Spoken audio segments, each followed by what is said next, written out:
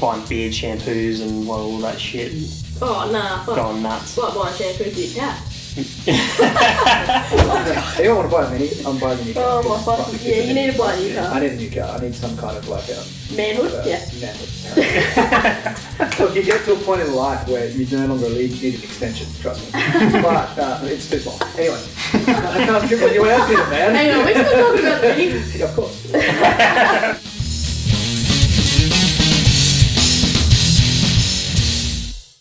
G'day guys, how you going? Welcome to the What the Fugg podcast. This is our first episode. We are super excited to get started with this. This has been an idea for a very long time. Yeah, I think it's been in the works for about probably at least 12 months. Yep. Just every single time we went to do it, there was always something getting in the way. Yeah. So super excited, and we've even got ourselves a theme song that we've made. So let's play it. Let's check it out. Boy. Okay, here we go.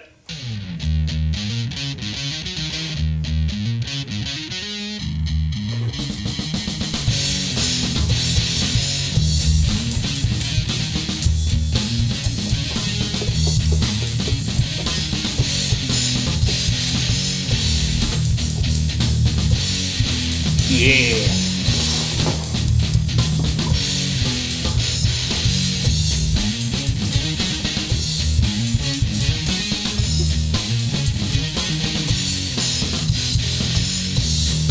Is it a bit long? Yes. Bitch. Okay. Woo! I think we're going to work out how that's all going to go together soon, but for now, I guess it's alright. Alright, so a bit about the reason why we're doing this. Yeah. See, I've been a big fan of podcasts for a long time, starting off with Ear Biscuits with Rent and Link.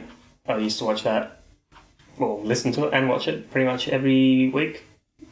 And then he ended up getting me into it, actually. I was never a podcast listener. Yeah, and then, of course, you know, the podcasts that everyone listens to, Joe Rogan Experience and all the rest, and The good shit. yeah, just a whole bunch of them. And Your Mum's House podcast, which is another one I love. So, yeah, just watching all these podcasts and that, and we figured, you know, we know some interesting people, so we might want to get them in and Yeah, why not do one? have a chat with them. Yeah, exactly. So that's what we decided to do, and that's what we've done. So, It's been in the making for a while. yeah. It's taken a while, but we're there. We got there. Yeah, well, the original intention was, so people that know me in real life from before all the YouTube videos and stuff would know that I never had a beard before. So that's all new. So it's newish, yeah. yeah, so originally started growing the beard in about September or October last year, About that, yeah. about that time. And Tika was confused. She was like, "Why are you growing your beard out? You've always said you hate having a beard. You hate having it too long because it like pisses you off in your motorbike helmet and whatnot." And I was like, all right. I didn't want to tell her why, but I had a reason in the back of my mind why I was growing that beard out. And, well, the reason was it was kind of like a blackmail. It was almost like, I know she hates it so much. If I say to her, we're doing the podcast, and she disagrees, then I have to have a bit of a reason to make her want to do it. So, But I never disagreed. well, you did originally. You were a bit hesitant.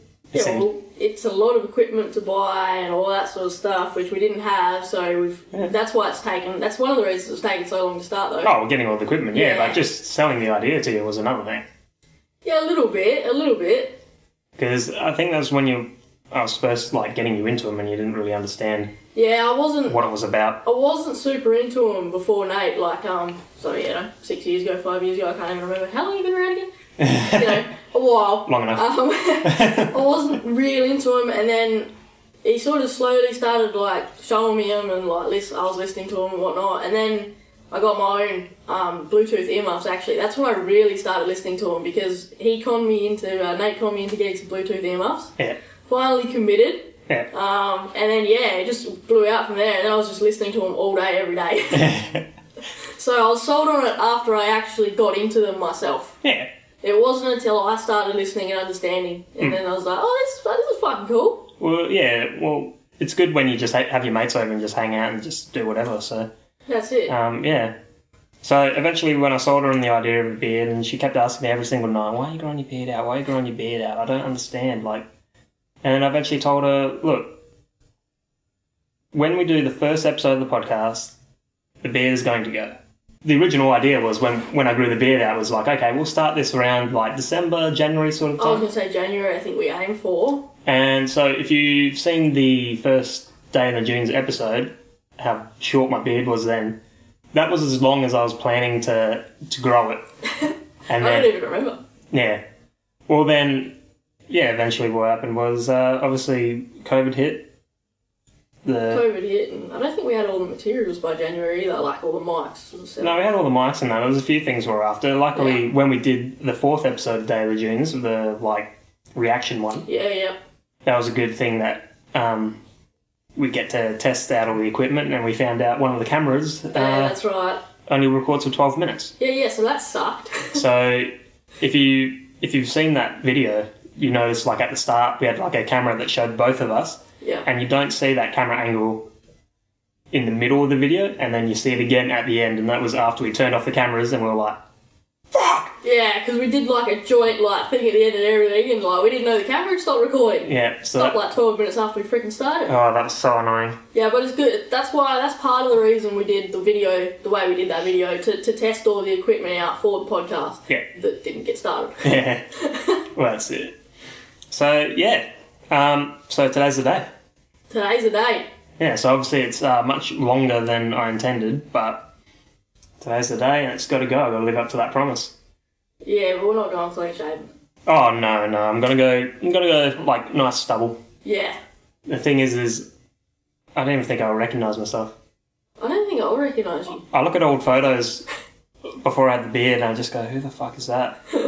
And yeah, I look at myself now, like, it's just going to be weird, but you'll get used to it. that was the plan. I'm kind of like a bit... I know, I can see you decided to do it now. Yeah. You fucking committed. You gotta commit now. I do, but I don't, because I tell you what, I hate it. It's just too much maintenance. And you see these people with beards on Instagram, and their like beards look real nice and kept, and I'm just like, there's too much effort. Like, at the very best, like if I'm going out, I'll put like a little bit of beard oil in it or like whatever, but I'm not buying beard shampoos and all that shit and Oh, nah, fuck. going nuts. It's like buying shampoo for your cat. I'm just saying, it's a bit fucking pointless. Yeah, because they fucking clean themselves. It's not like beard cleans itself, but, No, but like, as long as you just use normal shampoo, What's wrong with what's the normal fucking shampoo? difference? Yeah, exactly. Like, yeah, it makes no difference. Well, anyway, I think I should let you do the honours. Fucking, I don't know if I want to do this now. Like, I've gotten so used to this ugly face with a big beard. I got this here, this patent pending, not really, thing I made, just out of a bit of shitty cardboard. And it's gonna be, well, I can't really have my... No. Well, I need to take my headphones off anyway for this part, but it's just gonna slip under here, catch all the hair, so I don't make a mess, and that way we can do it on camera, no problems. Where's the razor? I got it over there. Good. Okay, I guess... Let's do it. Let's fucking do it. Shit. Okay, come over here. I will. We can take a few quick photos on that. Oh, yeah. Let's take a few photos. Off camera, eh? No, on camera. Okay. We'll do it on camera. Take a few photos of me, my last day as a bearded man. I don't know if I'll ever grow it back again, who knows.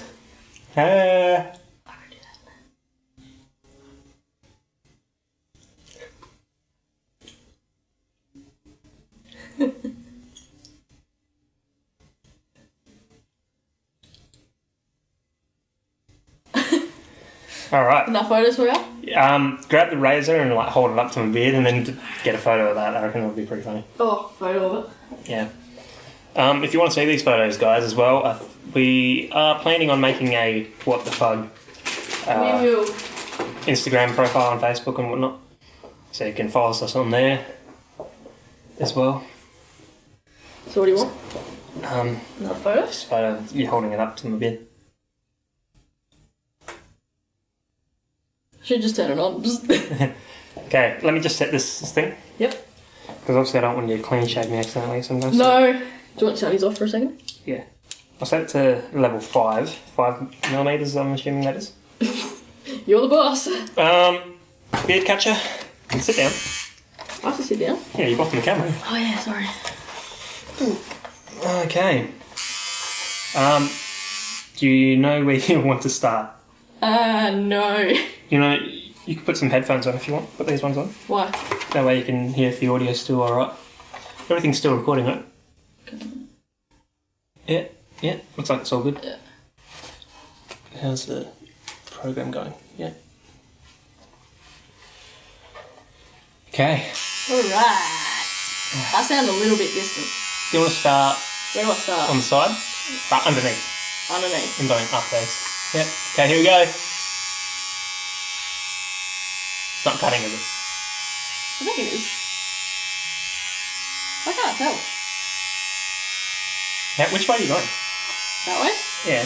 You go Oh. that way. Look, I don't use these things. Is that pulling? No, it's fine. Oh! No. Fuck! Don't do that!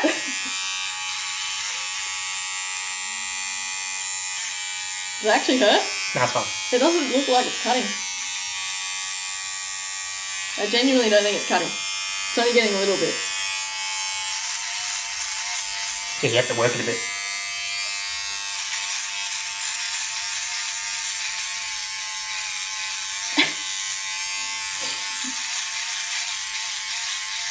Look, I'm not a boy. I don't do this. This seems bad. I think you're going to have to try and do it because Okay. it's not working. Okay.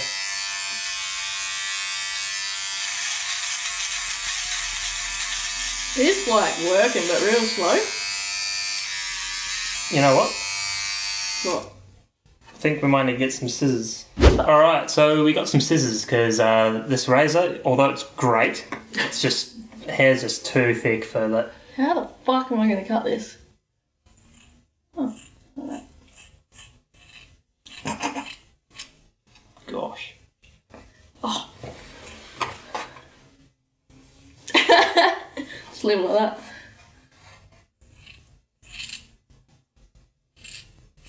Is it too late to say let's go back? Yes.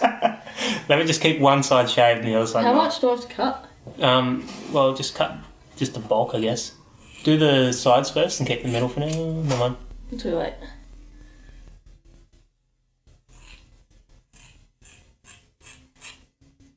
It sounds rough. Yeah, I know. Well, it is. It's fucking...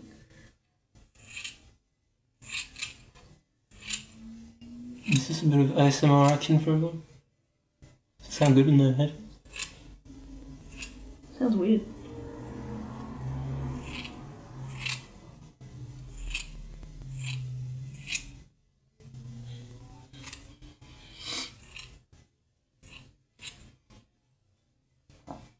I'm gonna trust you with these scissors. Wow, I look weird. Well, I'm kind of like hell worried about snipping you.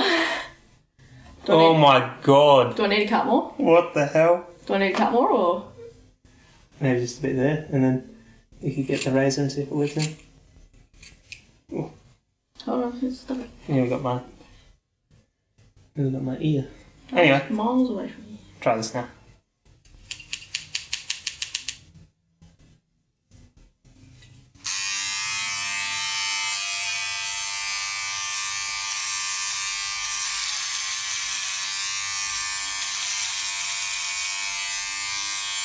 Does that seem to work? No. You might have to do it because I can't.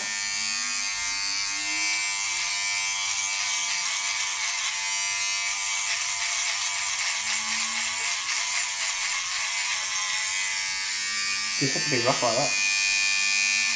Or even if you did this. Isn't that going to go to zero? Don't touch my face though, just take the bulk off.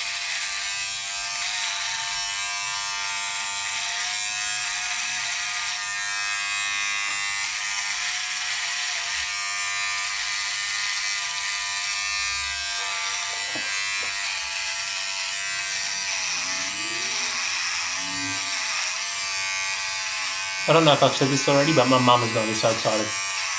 Yeah, she hated the beard, eh? Every single time we saw her, she'd be like, when are you getting rid of your beard? You look like a bloody caveman. Also getting sick of everyone calling me Ned Kelly too. That's getting kind of old. No, you get Amish look. Oh, Amish, yeah, look like an Amish man. All I need is a Bible and some robes.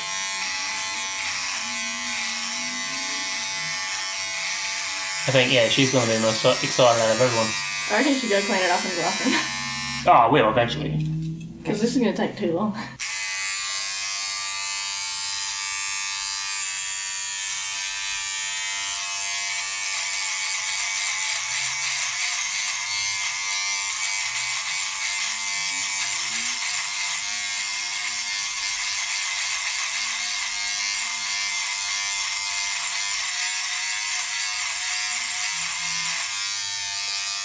How's that for length? It's still not down. I reckon you should go clean it up in the bathroom, Okay. Well, you've taken the bulk off, have you? Yeah, I've taken the bulk off. It's pretty hard to do it here, though. Yeah, this razor's struggling. Yeah, that's because it's too long, so let's go clean it up. So we'll be back, and when we're going to be back, I'm going to have no beard. So this is going to be weird. Alright, let's pause, and we'll be right back. Alright, the beard is gone. Poof. Oh, what happened to it? Shaved it off, that's what happened. First I cut a whole bunch off. Yeah. Yeah, I have to go to the bathroom and finish it, because we're struggling with the scissors. They didn't work. No. Today's guest is a long-time friend. If you guys haven't seen the story yet, it's how the word unique came about, in fact. So it's my sensei from Jiu-Jitsu, Lance Johnson. How you going, guys? Thanks for having me. Good to have you That's here. pretty nice. Yeah. It was gentle. Well done. Yeah. Thank you. I expect worse. Yeah. Especially from take it, gosh. It's getting worse now. Yeah, it's all going. I've done the nice part. Now we get into it. Yep, that's it. Alright. Well, it's good to have you here. Thank you. Thanks for having me. No worries. We're just having you on because we find you to be a super interesting person and a giant inspiration to us. And just a top cunt in general. Yeah. Man, you're really good at lying. I almost believed that. No, I appreciate that. But I don't take you for a long time. Yeah. Yeah, and now you're starting on him as well. Yeah. Yeah. It's a good add-on. Yeah. Alright, well, one thing I'm pretty keen to dig into is where you started in martial arts, because that's a big part of your life and actually the main reason that I met you. Oh, the only reason I met you. Yeah. It's literally what brought us together. In fact, it has that effect. A majority of the people in my life now have come into my life simply because of the journey I've taken on martial arts. So, Yeah.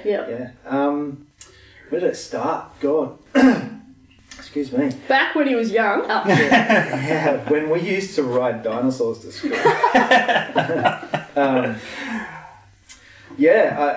I grew up just like any other kid, I guess, in my era, that, watching martial arts films with Bruce Lee and things like that, I mean, I think anyone that does martial arts from my era is going to have some kind of influence where they said, this Bruce Lee movie inspired me to watch this movie, and you go around the backyard and you karate chop the dog and pick your sister off a bike and you're like, man, I'd really like to learn how to do this properly, get a little bit more efficient at it. Yeah. But yeah, it came through the movies type thing, and I can't remember exactly how old I was. I was actually thinking about this the other day when you asked me to be here. Exactly when my first ever lesson was. Now, I know it was in karate. I know it was in a place called Maddington, which is... don't venture that way. I remember loving it, absolutely loving it. But I'm sure it was around the time that the Karate Kid movie came out. The original. Yeah. Yes. Not the remake. Just to reiterate. The real one. Yeah, the original. Don't get me wrong, I loved the remake, but the real one is where it's at. Yeah. I mean, let's be honest. Yeah. Which I think it's like around 84. Yeah, so I would have been, I don't know, 6 years old. Yeah. Yeah, I wasn't even born yet. Yeah. I think it was 84. You've got to, hang on, can we use devices on the podcast? Oh, yeah. Yeah. So let me look this up and I'll tell you exactly when my first lesson was. Okay, so, because when the Karate Kid came back out, when it came out, 1984, there you go. Yeah. When it came out, it inspired me again to want to do martial arts. So I might have been a little older than that, maybe 7. Yeah. Simply because I remember seeing it the first time on VHS video. Yes. What are those? For this generation, that's if you're a generation around these guys, VHS came out before DVDs. Yeah. Big clunky brick things. Big tape that you had to rewind, and sometimes it get chewed up. Did you actually have to spin the thingy to rewind it? No, you didn't do it by hand. The machine would do it. The thing had a button you press rewind. I was thinking, fuck, sit there No, it wouldn't happen. You just throw it in the bin. Get a new one. Yeah, so when that came out, I begged my mum at the time. I say mum at the time because she's gone.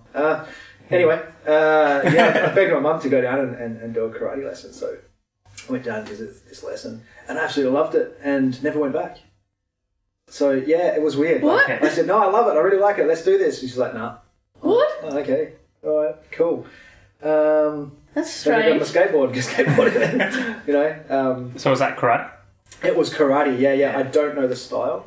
Mm-hmm. But a few years later, I would have been about 10. Yeah. Okay. Moved schools. There was a karate club on the same street I lived on. It's just about a K down the road. So I started there at an academy. I can't remember the sensei's name, but it was cool. I was there for a little while.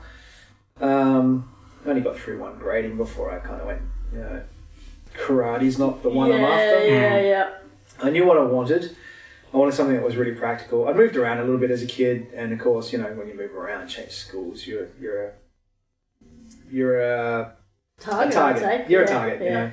A new kid. Let's see how far we can push him. Yeah. And I was a pretty quiet kid. I didn't really fight back much, but I got pushed around a little bit, I guess.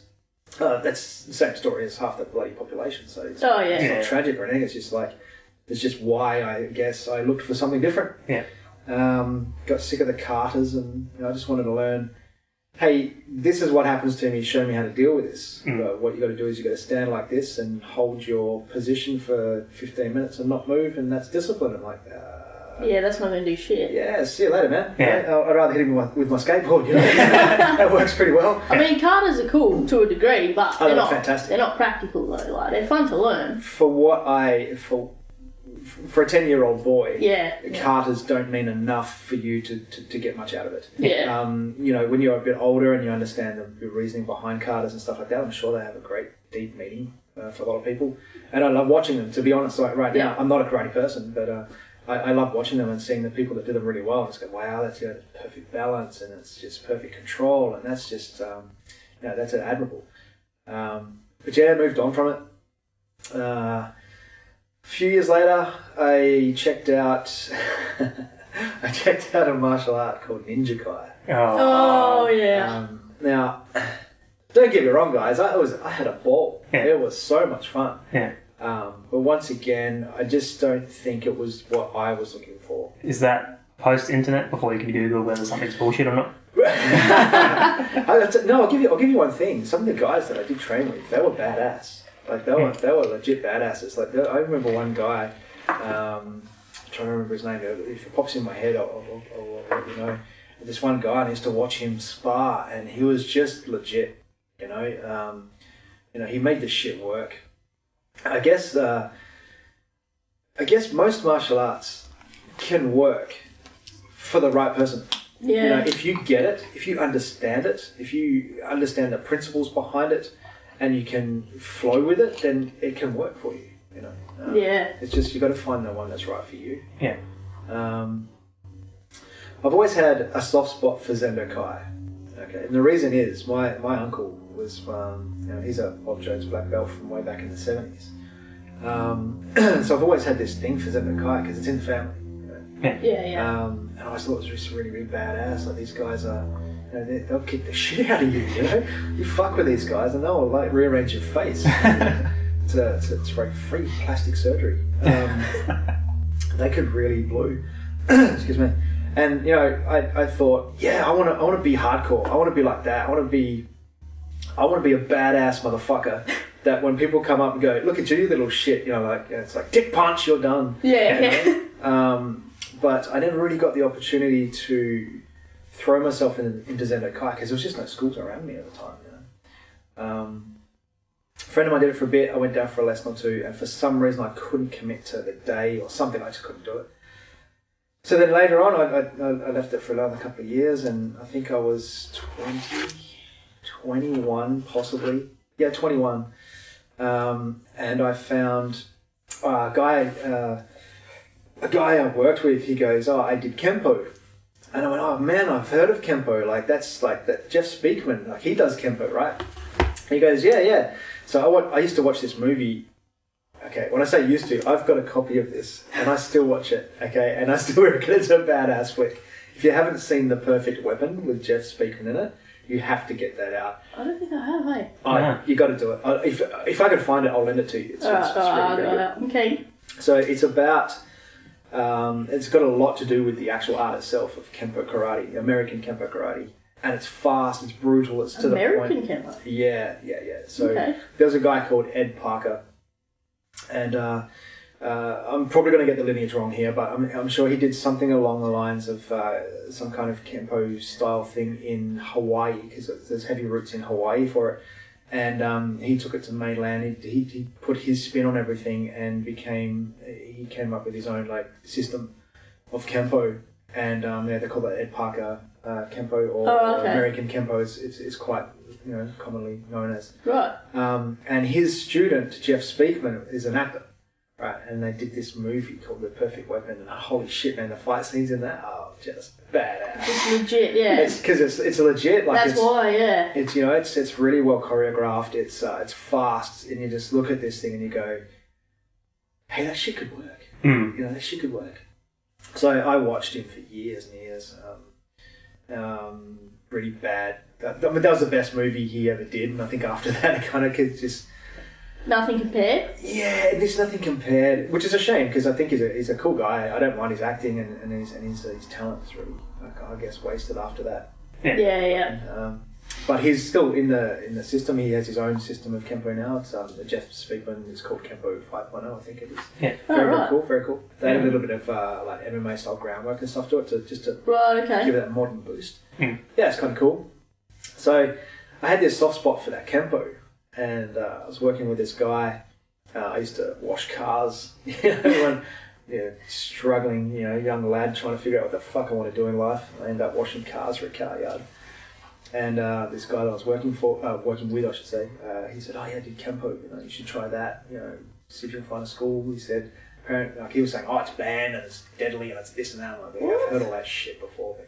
So I got in back in those days, two kids. For those all playing at home, we had a phone book called the Yellow Pages. Hey, I remember that. Now, not like this little shitty thing you see these days. I mean, this thing was badass. You could beat someone to death with this book, right? And that was basically, it was the business directory for phone numbers, right? Back when you didn't know the internet, eh? Yeah, it was, I think, just... No, this was internet age, so I think internet was early to mid-90s. I think it started where everyone started getting those dial-up. Yeah, the worst shit ever. Yeah, you downloaded a 1 megabyte picture because you wanted to see a pair of boobs from the internet, and it was really fugly, and it took half an hour to download it. And then you finally get there and you're like, "Oh, this was not worth it." Yeah, I'd rather go back to Playboy magazine or something. Yeah. But yeah. That was interesting sound. Yeah, I don't know. I was just... I have no idea what that was. That's cool. Maybe someone's trying to charm us out. I'm talking shit too much.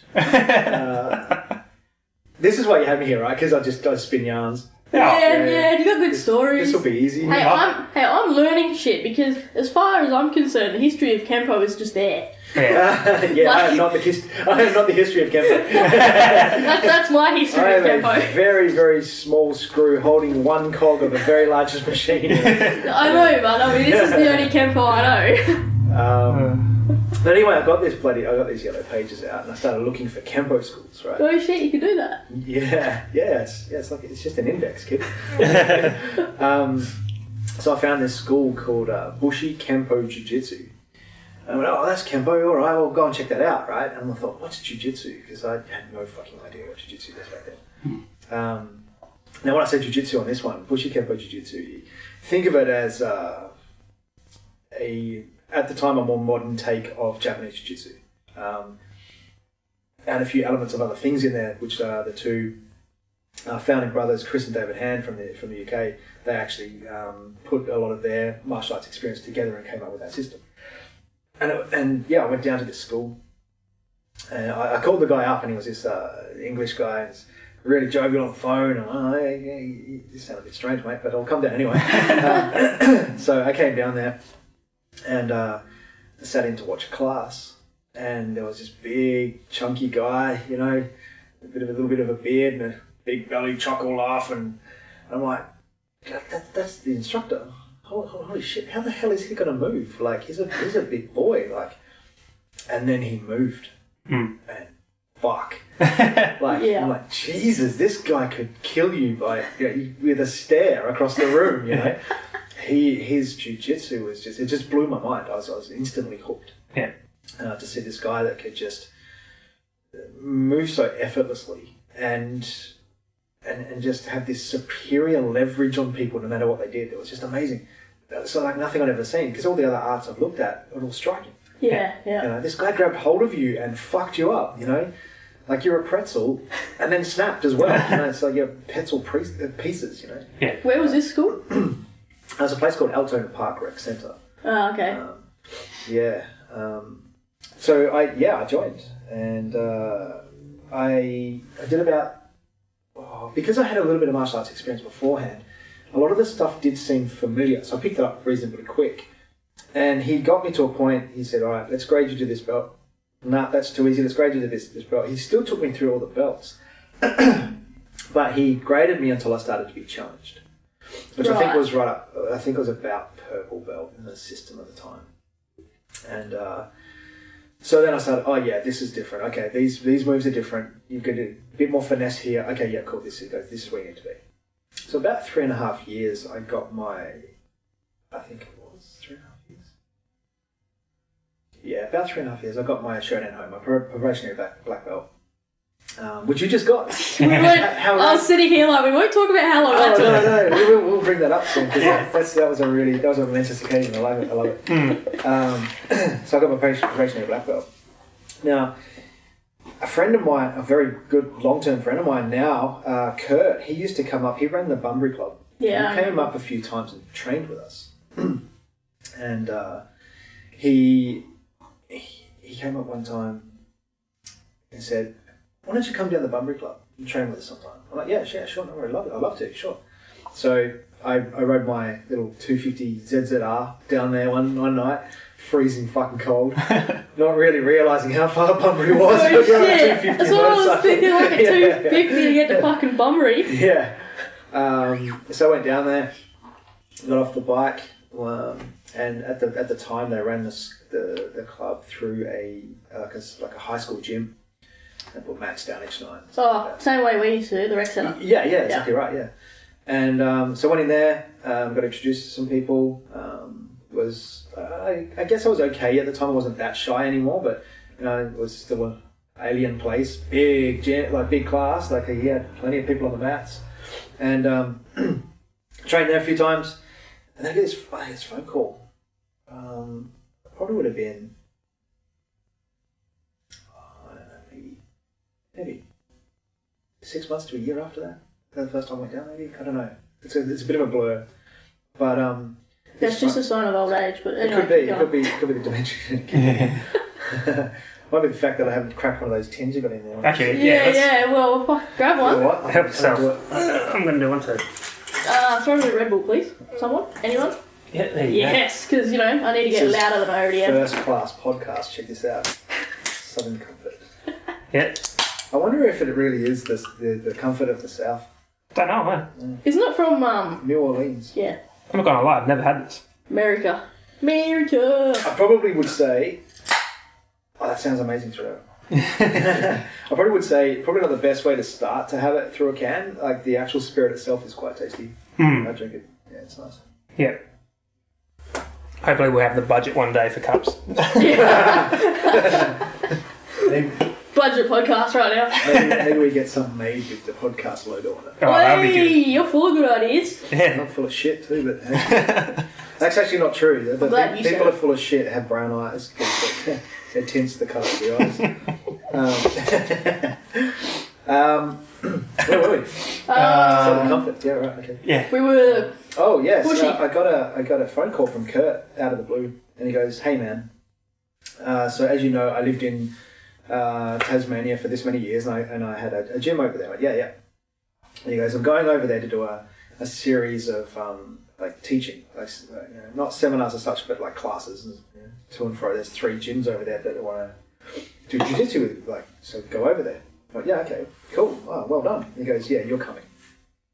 So, he kind of said, "I want you to come with me," but in a way where it was like, "By the way, you're coming. I bought your ticket." Yeah. So I said, "What?" And he goes, "Yeah, man. Like," he said, "Lance, you have," and I'll never forget this. I'll never forget these words. So, Kurt, thank you so much for everything you've done.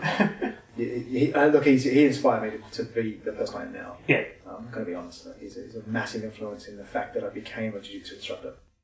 He goes, "Lance, you have the most talent I've seen come through that school for a long time, and you have a brilliant jiu-jitsu mind. You get it. I want you to come with me, and I want you to help me teach these classes." I hope you can't hear my stomach through that microphone. I actually can. You do, right? Oh, shit. I'm like, is that just me?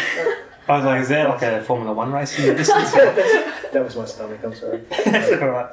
I've been going through some stuff, man, and Thank God for Thank God for post editing.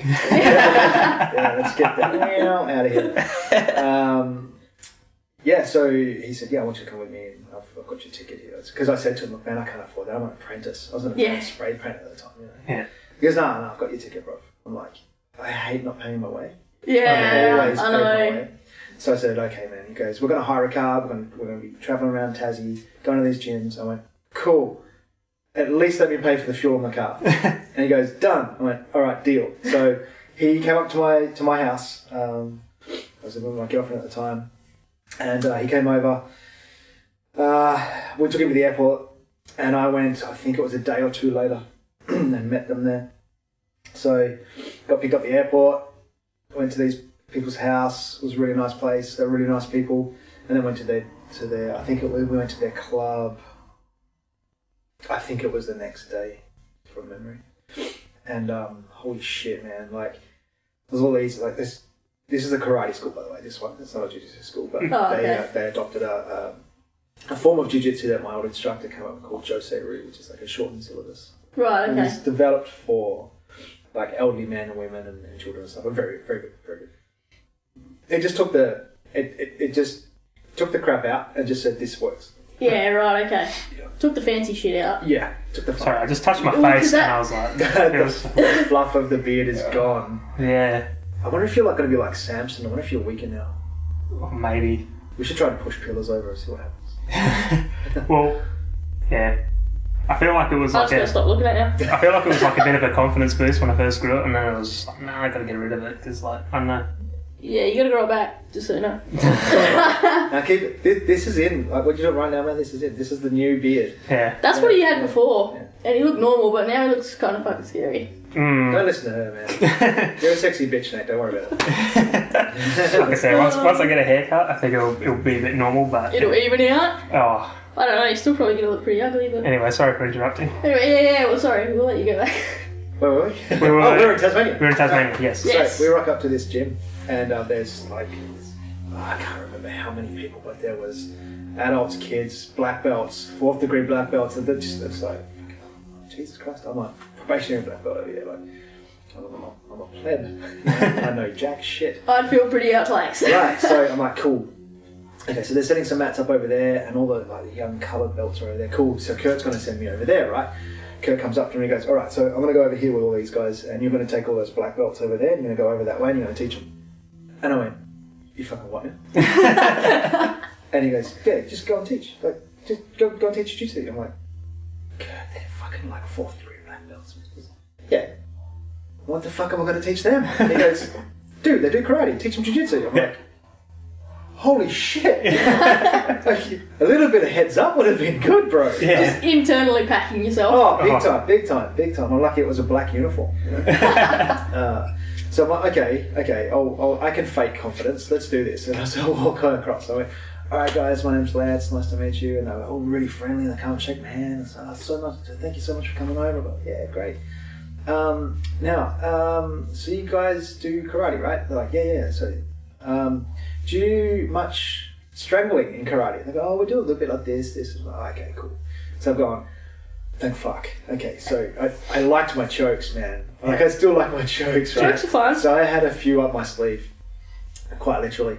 And so I said, right, this is how we do these chokes. You know, there might be similarities in your style, but this is how we like to do them.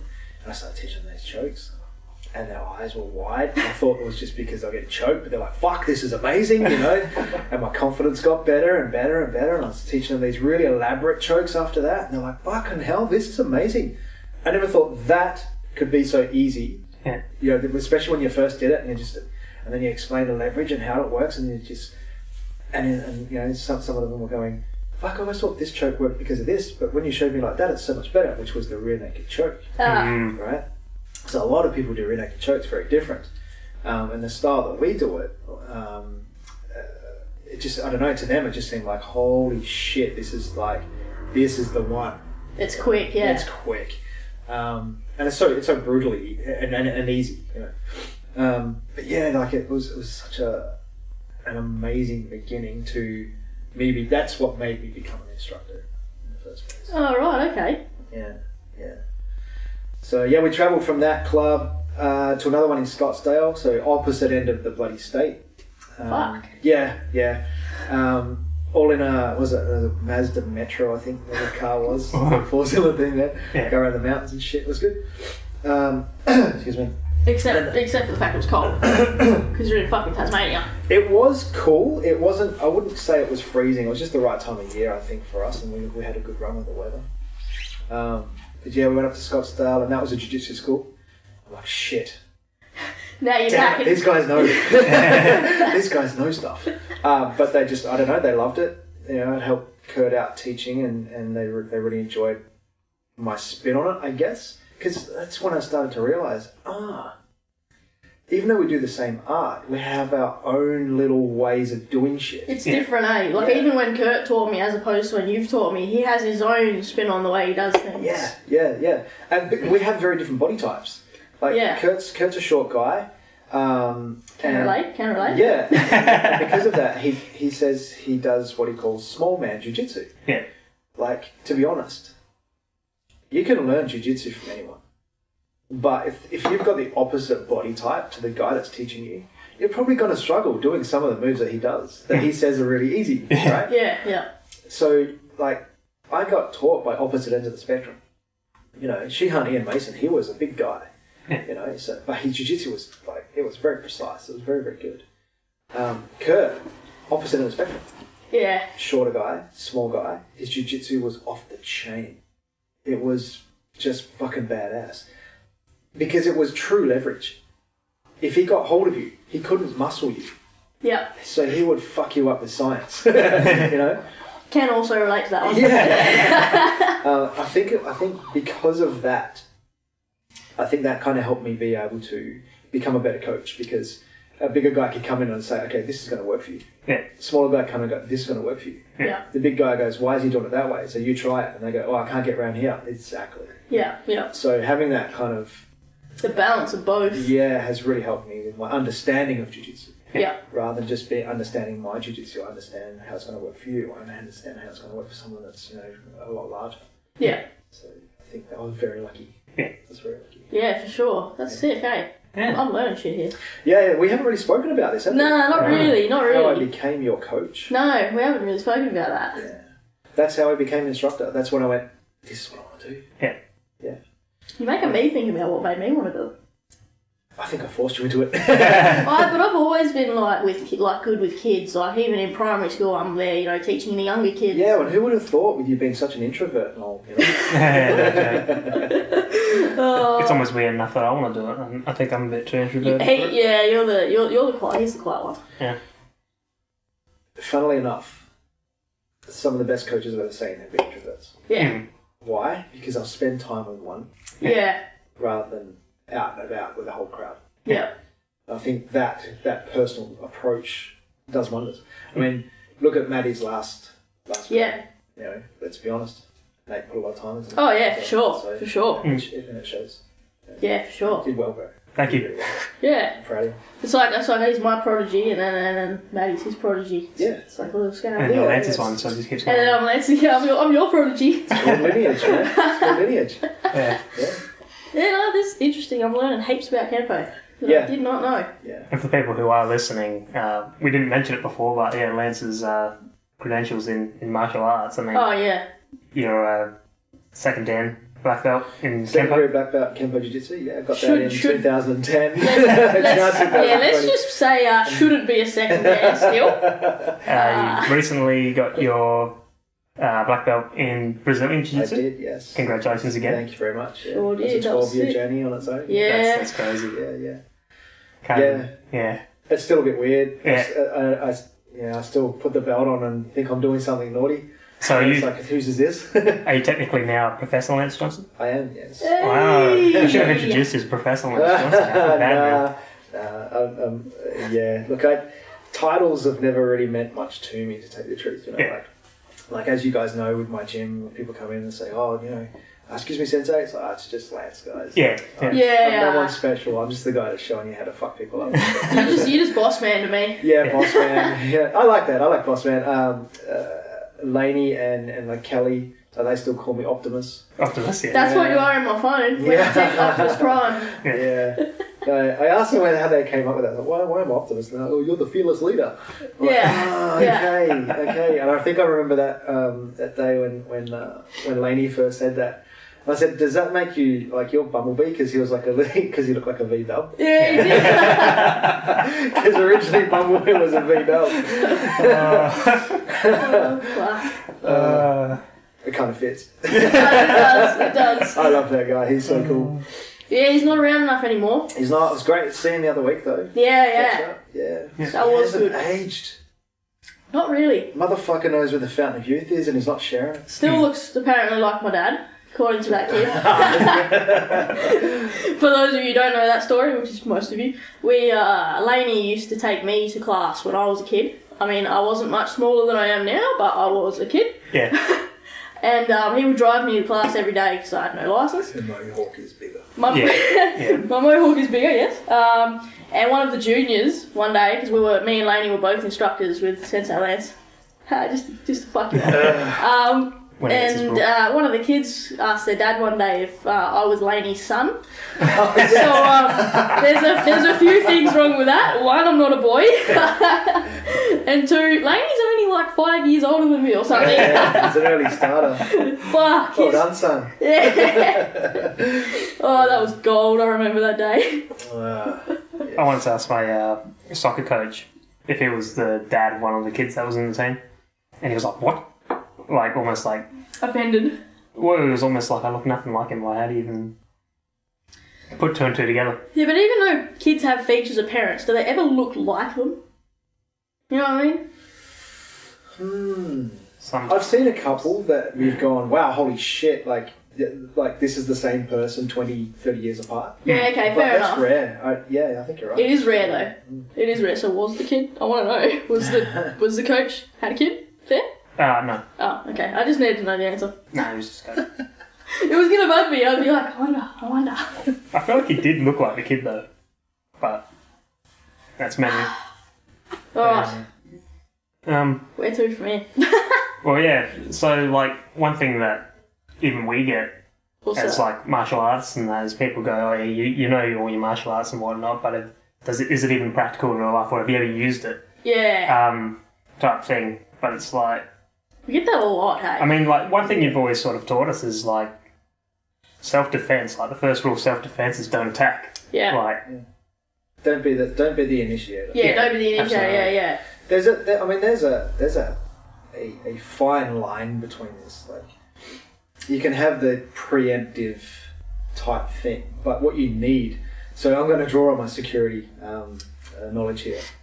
So for those playing at home, I also teach security, so to security, and I'm a security officer myself, so I've had to use this shit. Now, a much calmer version of what we do. Very, very different. Yeah, so it's still jiu-jitsu when it comes down to it. Oh yeah. You can only use a certain amount of it. Yeah, that's legal. Yeah. Excessive force is a very real thing that you go down for. Yeah. But the thing is, like, not being the initiator doesn't mean that you weren't the first to put your hands on them. Absolutely. What it means is, like, if you look up the proper definition of assault, especially in Australia or WA law, it'll say that it's any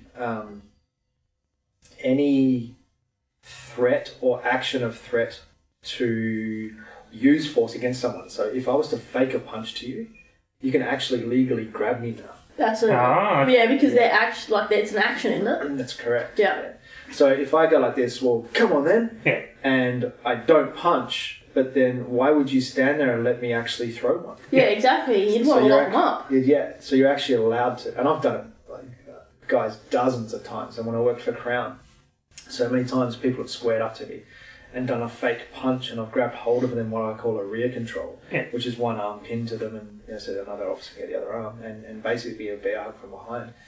And they've gone, sucked in, you got me first, I can get you for assault. I was like, you might want to brush up on your law, you fucktard. Yeah. You know, you'd have to know that shit. Yeah. Security part. You do, yes. It's part. How does it go as far as weapons are concerned?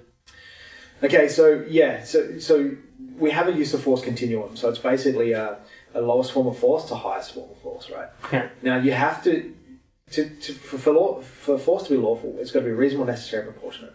Okay. An easy way of saying that is the minimum amount of force to control that situation. Yeah. Right.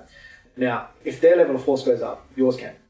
But as soon as you get control, and their level of force has come down because you're controlling them, so does your level of force. Okay, so say if you got them in control, you can't continue smash them in the face. No. Because they're defenseless. Yeah. Yeah, you've now become the attacker. Yeah, exactly. Yeah. And that's excessive force. Of course.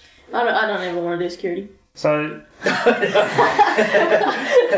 wouldn't recommend it for you to. No. I love you, kid, but no, I wouldn't recommend security for you. What are you trying to say? Nothing. I just love you. So, has anyone actually come at you with any sort of weapon? That's a good one. There's a story for you. Oh, here we go. A long time ago, in a galaxy far, far away, an idiot called Lance Johnson dated a barmaid. Don't ever do that. That just takes the energy right out of you. Yeah. And I went to... She was doing that. I can't remember now. I can't remember what type of shift it was. But I went down to pick her up, so I hadn't been drinking or anything like that. And I parked my car. And I was just walking... For some reason, I was walking to the front entrance. So it must have been a Saturday, because I think that's when they used that one. This is the one where you go on the back. And there was a guy there, and he was off his head. Absolutely off his head. And he almost fell off the curb. So I kind of grabbed him, and I went, you're right there, buddy. And he's like, what the fuck? And I went, holy shit. And he turned on me, and he pulled out this fucking knife. Oh, shit. It was only a little pocket knife, but it had this fucking knife in his hand. Fucking knife still. And you know when they say your life flashes before your eyes? Yeah. Mine was quick. Yeah. I'm like, fuck, I'm not ready to go. Yeah. You know? I've done enough. I'll say he lunged at me with it. It was kind of a clumsy style lunge, but so was he drunk or what? Yeah, he off his head. Yeah, which I think was probably the only reason why I could control him the way I could. Yeah. Because let's be honest, like knife crime is super quick. It's violent. It's like if someone wants to kill you, they're going to kill you. Yeah. And so I've kind of I've messed this guy up a little bit. I remember I split his head open on the concrete, and I think I fractured his wrist. It wasn't deliberate. Basically, as he lunged towards me, I'd stepped to the side and I trapped his arm against me, and I've kind of hit the back of his hand to try to get the knife out. And his wrist just went, you know. And then basically, as you would know it, I did an assault of Gary with a clothesline, and Oh. Just go on his ass a little bit. Yeah. And then once he got to the ground, I just restrained him. But that's one of the nicest throws you could do. Yeah, Let's Well, be it could have honest. been worse. Yeah, Could have let's been be a lot honest. I fucking could have just worse. kicked him out into oncoming traffic. Yeah. At that stage, but it was scary. I'm not gonna fucking lie. I was shitting myself. It's like the only thing I thought of was I have to get that knife out. Yeah. After that, no problem. Yeah. I have to got to get rid of that knife. Yeah. So I just did one of the things I knew how to do to try to get it out of his hand, and it worked. And I fractured his wrist at the same time. Yeah. Probably shouldn't have tried to stab you then. It's not really your Well, let's be honest. Yeah, it was a dick move. Yeah. But I was really worried. Like I thought, fuck, I've just messed this poor bastard up. Like he's just drunk. Yeah. So there were some people inside that actually saw it through the window. Yeah. And I've come running out. And then one of them was one of the bar staff, I think, or one of the restaurant staff that was there. I can't remember. And she's run back in because she realised, oh shit, that's Lance. Yeah. Right? So she's run back in to get my ex-girlfriend Jackie out here. And the publican came out, like the manager on the night came out. And like, are you okay? Are you okay? I said, yeah, but I don't think he is. So I think I'm in trouble, man. What happened? I tried to stab me with that knife over there. Yeah. He's like, holy shit. I said, look, can you call the cops, man? I'll wait. He goes, yeah, I've got you. So he went inside and he called the cops. And it just so happens that a bunch of those people saw what happened. Yeah. Right? And so they're like, oh, we'll be witnesses, man. We saw it, blah, blah, blah. And there was a camera that caught just where I was doing the takedown. Yeah. So, no shit. yeah, they saw him walking out all over the place. And then they saw him when you can kind of see him go back into camera when I pull him up off the road, when he almost fell off the road. And then you can see him basically do the lunge with this knife. Because he stood back a few steps. Not really on the camera, no. It was a little bit grainy, to be honest. Yeah. But you could tell what had happened. Yeah.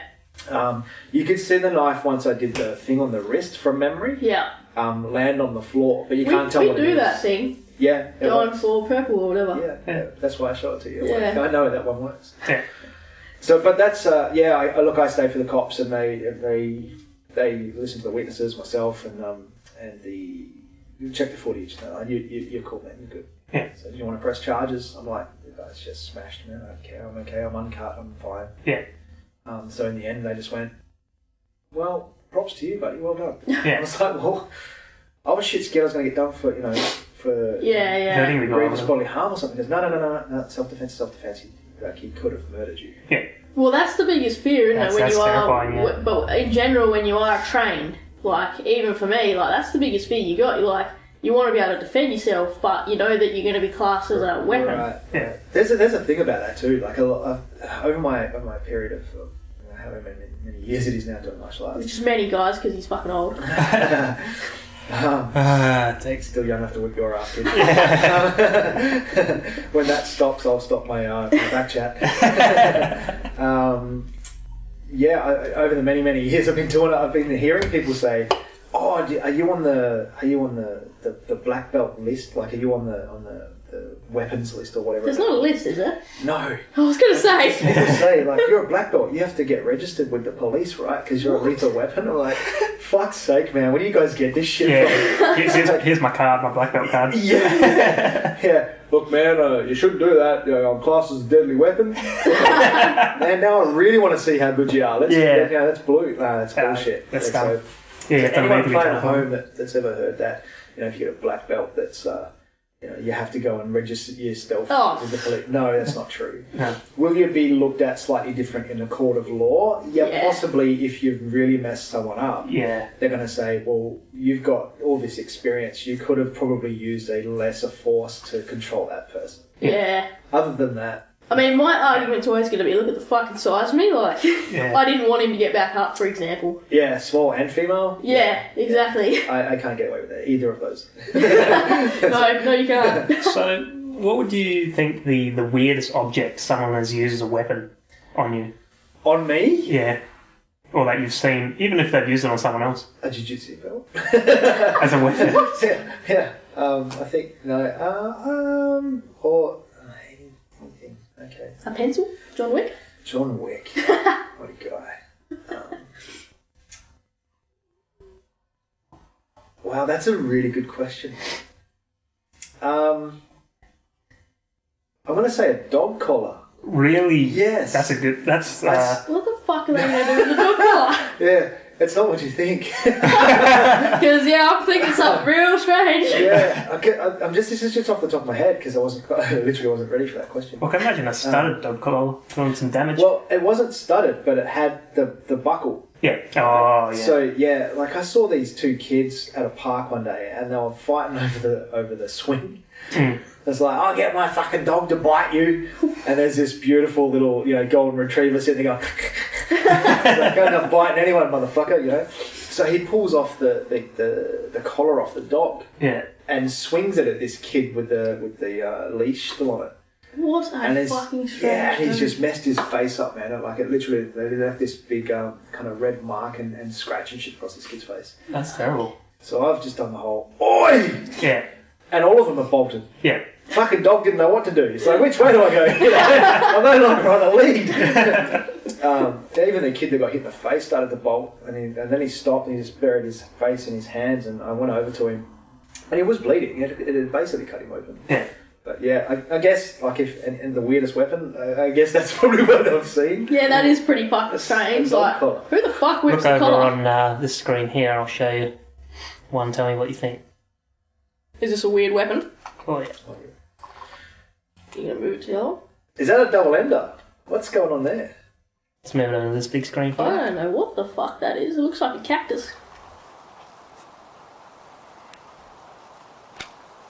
What the fuck is that? That looks like a one of those door stops with like sand and stuff in it. Oh, yeah. Let go! God! Did that just knock his teeth out? Like, literally? Is that what he's holding? Yeah, that is what you think it was, man. It's a big, fucking massive double-ended Still dildo. with the dildo. Just smacked him in the mouth with it. Do you want to see the rest of this video? Let's do that. Yes. I have to now. I'm curious. How much damage does this double ender do? Well, I think he's got false teeth. Oh, it did! It knocked his teeth out. Shit! Oh, fuck. That's not funny! Babe! Look at that! Oh my god, let me see your mouth. Let me see It's your fake, mouth. eh? Let me see your mouth.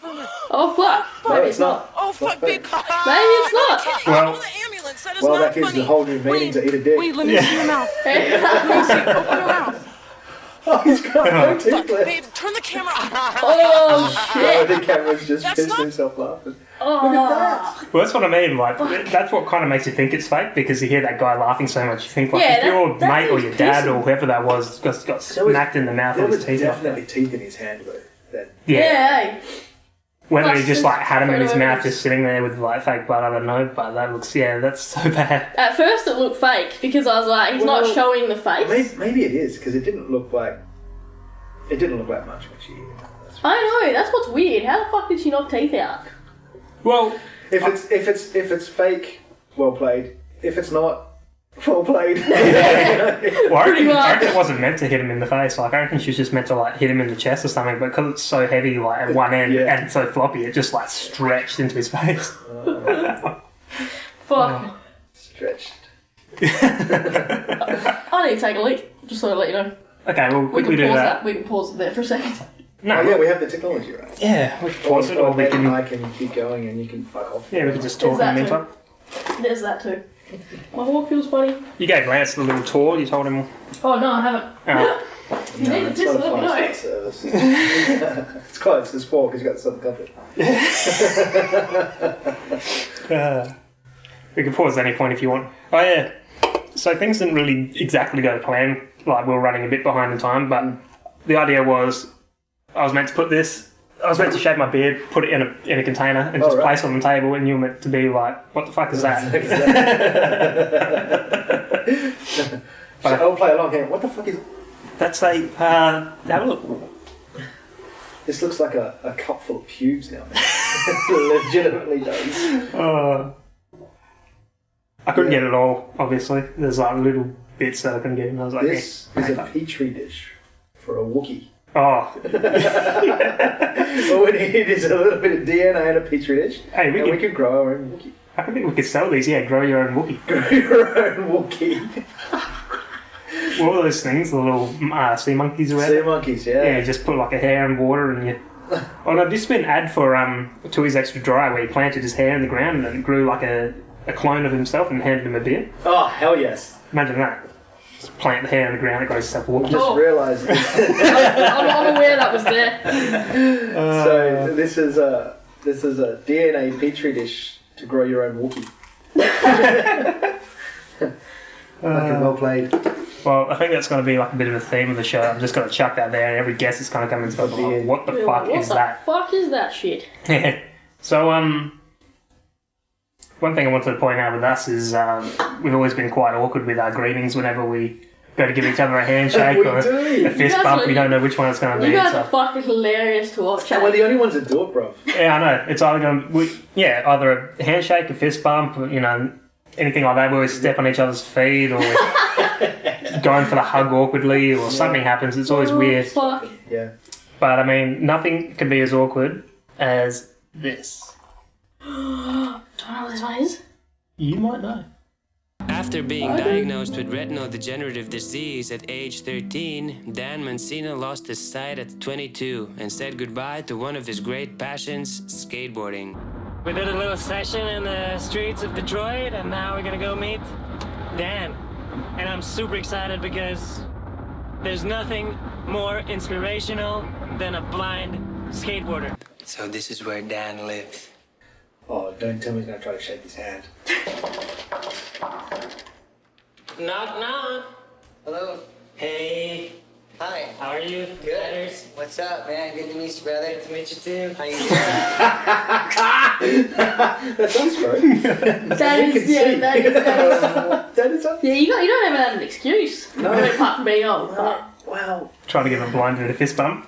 So Tika always takes the piss out of the fact that she calls me old man. Yeah. You're too old. You're this, you're that. have you looked at his grey hair? Hey, I own this shit. That's fucking got this going on. Now I keep telling her, and she's just letting her know. I keep telling her, look, growing old is a privilege denied to many. Not everyone gets there, and she's not going to. And I'm not going to stop still. Until you stop. Yeah. Yeah, until I stop. I also taught you another thing that's probably moulded you into the young woman you are today, which I apologise to the world about. I said to you, growing old is mandatory. Growing up's a choice. Yeah, you can blame him for that one. Whoops. That definitely applies. Actually, maybe you should tell the story about how the whole unique name came by. I should, hey. Yeah. I mean, it was a long time ago, I got a bad memory, but I'll give you guys a brief rundown. Back when I was like, not much smaller, but younger, I probably even had long hair. Did I have long hair? Not yet. Short hair, you mean? Still short. Yeah. You mean still long? What did I have short hair? Fuck, I don't even remember. Regardless. To be honest, I don't remember you having long hair.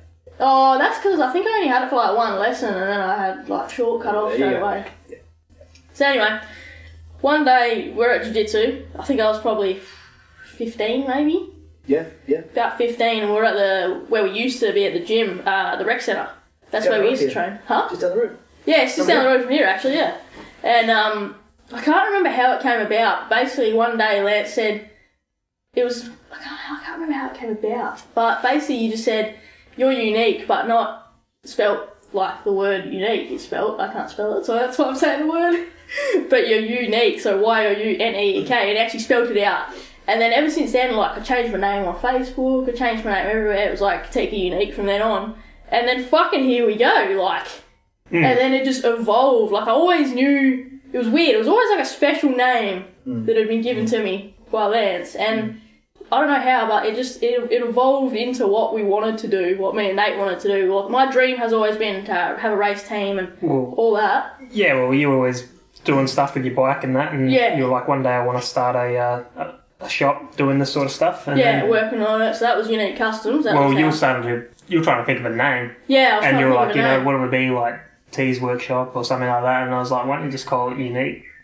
Pretty much. And then, And then, yeah, the name just completely evolved from there. And now it's like pretty much my entire life. Yeah. I can't remember the full story You're about. welcome. Yeah. Yeah. I can't remember how it came about. I do remember one thing it being about because you didn't like your name. Yeah, yeah. And I said, well, you could change it to something really unique. You could call yourself Unique because you are very unique. You'd probably spell it Youneek. Yeah, it was something And like that. bam, it was born. Yeah, it was You just know? born from there. It's born from me just baffling her with bullshit. So he still does that 10 years, 11 years later? Yeah. Yeah. Yeah. It's been the precedence for our friendship. Pretty much. Yeah. Yeah. That's it. Yeah, that's how Unique came around. Yeah. Oh, weird, eh? Something so small, like a small conversation when I was 15 years old, Yeah. becomes like my entire life. Gotta be careful, guys. If you're gonna be a coach, these young impressionable kids, be careful what you say around them. Yeah. Because they might turn it into something. Yeah. Yeah, You no turn it shit, into eh? a fucking empire, then blame you for it. Fucking good one, Lance. No, I love it, eh? Yeah. Probably, yeah. That was just, it was weird. It was like, especially because I am so different. Like, and people, even at Jiu-Jitsu, I've had parents ask me, like, over the years, do I wish I was a boy? No, I'm just happy who I am. Like, I am just me. So it was weird because that day, it's nearly like, as weird as this is, no kind of like, what do you call that shit? Religion involved. But it was nearly like I was like, born again type thing. Like, you know, my sensei at the time, is still at my sensei actually, gave me this name and I'm like, fuck. He's right, eh? I am unique, but like not the normal kind of unique. Yeah, don't never change. So it was like, yeah, it sort of became me. Yeah. It was just weird, eh? I think when you came to us, I wouldn't say you were lost. You knew who you were. You just didn't know how to break out. Yeah. You looked very much to me like you reminded me of me when I was a bit younger, because I felt like you wanted to express yourself and didn't know how. Yeah. And through Jiu-Jitsu, you can do that as well. Yeah. And then, you know, I just, like, all I did, Teak, was just show you how to embrace yourself. But you also, it's the confidence factor as well that you wouldn't have probably realised you were giving me, but you were giving me that confidence, and you're probably right. Because that really, when I started Jiu-Jitsu, that's probably when I started actually being me openly, if that makes sense. Yeah.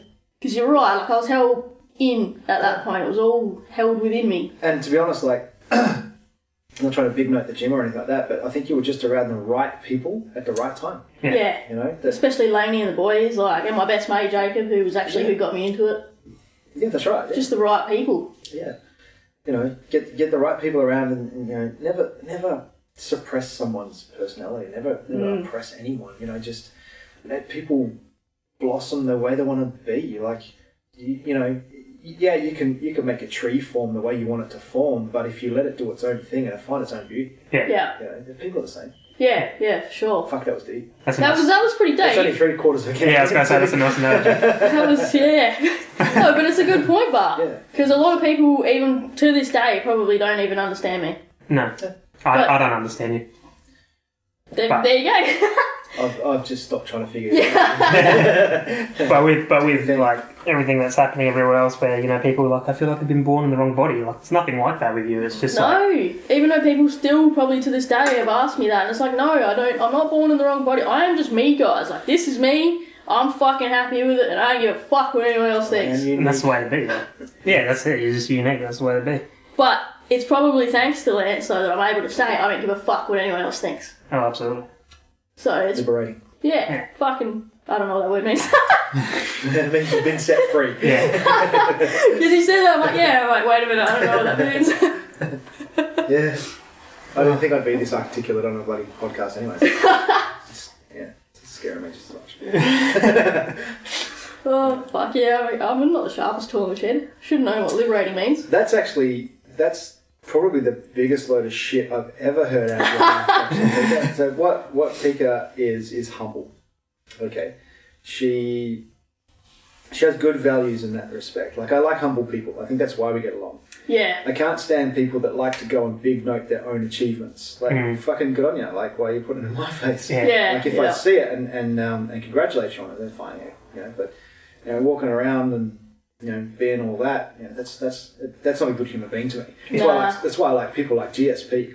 You know, he was my hero in the UFC because probably one of the most humble champions that I had witnessed come through any fighting thing. You know, humble's great. Yeah. So you're humble, you are not fucking stupid. You're a fucking aircraft engineer. Legitimately, she's an aircraft engineer. Yeah. For those who don't Genuinely, know. yes. So, does she run around the mat going, yeah, I'm on an airplane? Yeah, she does. She's a fucking idiot, but she's not stupid. Yeah. Okay, that's a very different thing. Oh, that was well described. Yeah. Fucking idiot, but not stupid. I remember that. Yeah. The articulation is gone. Now I've gone back down to very, very easy words. So that's the other thing I love about your gym, which is the Jiu-Jitsu Studio, for people that don't know. But, yeah, JGS. Yeah. yeah. But, yeah, you've always enforced the kind of thing like keep the egos out of the door. Yeah. Yeah, leave it at the door before you come in. Yeah.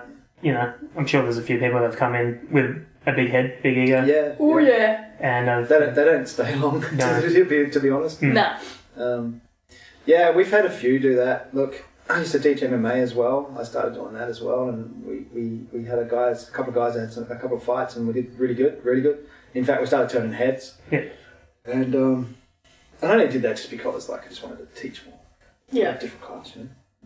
And it was recommended to me by my coach, my BJJ coach, who's also an MMA coach. Adam McCarthy, he's a really good guy.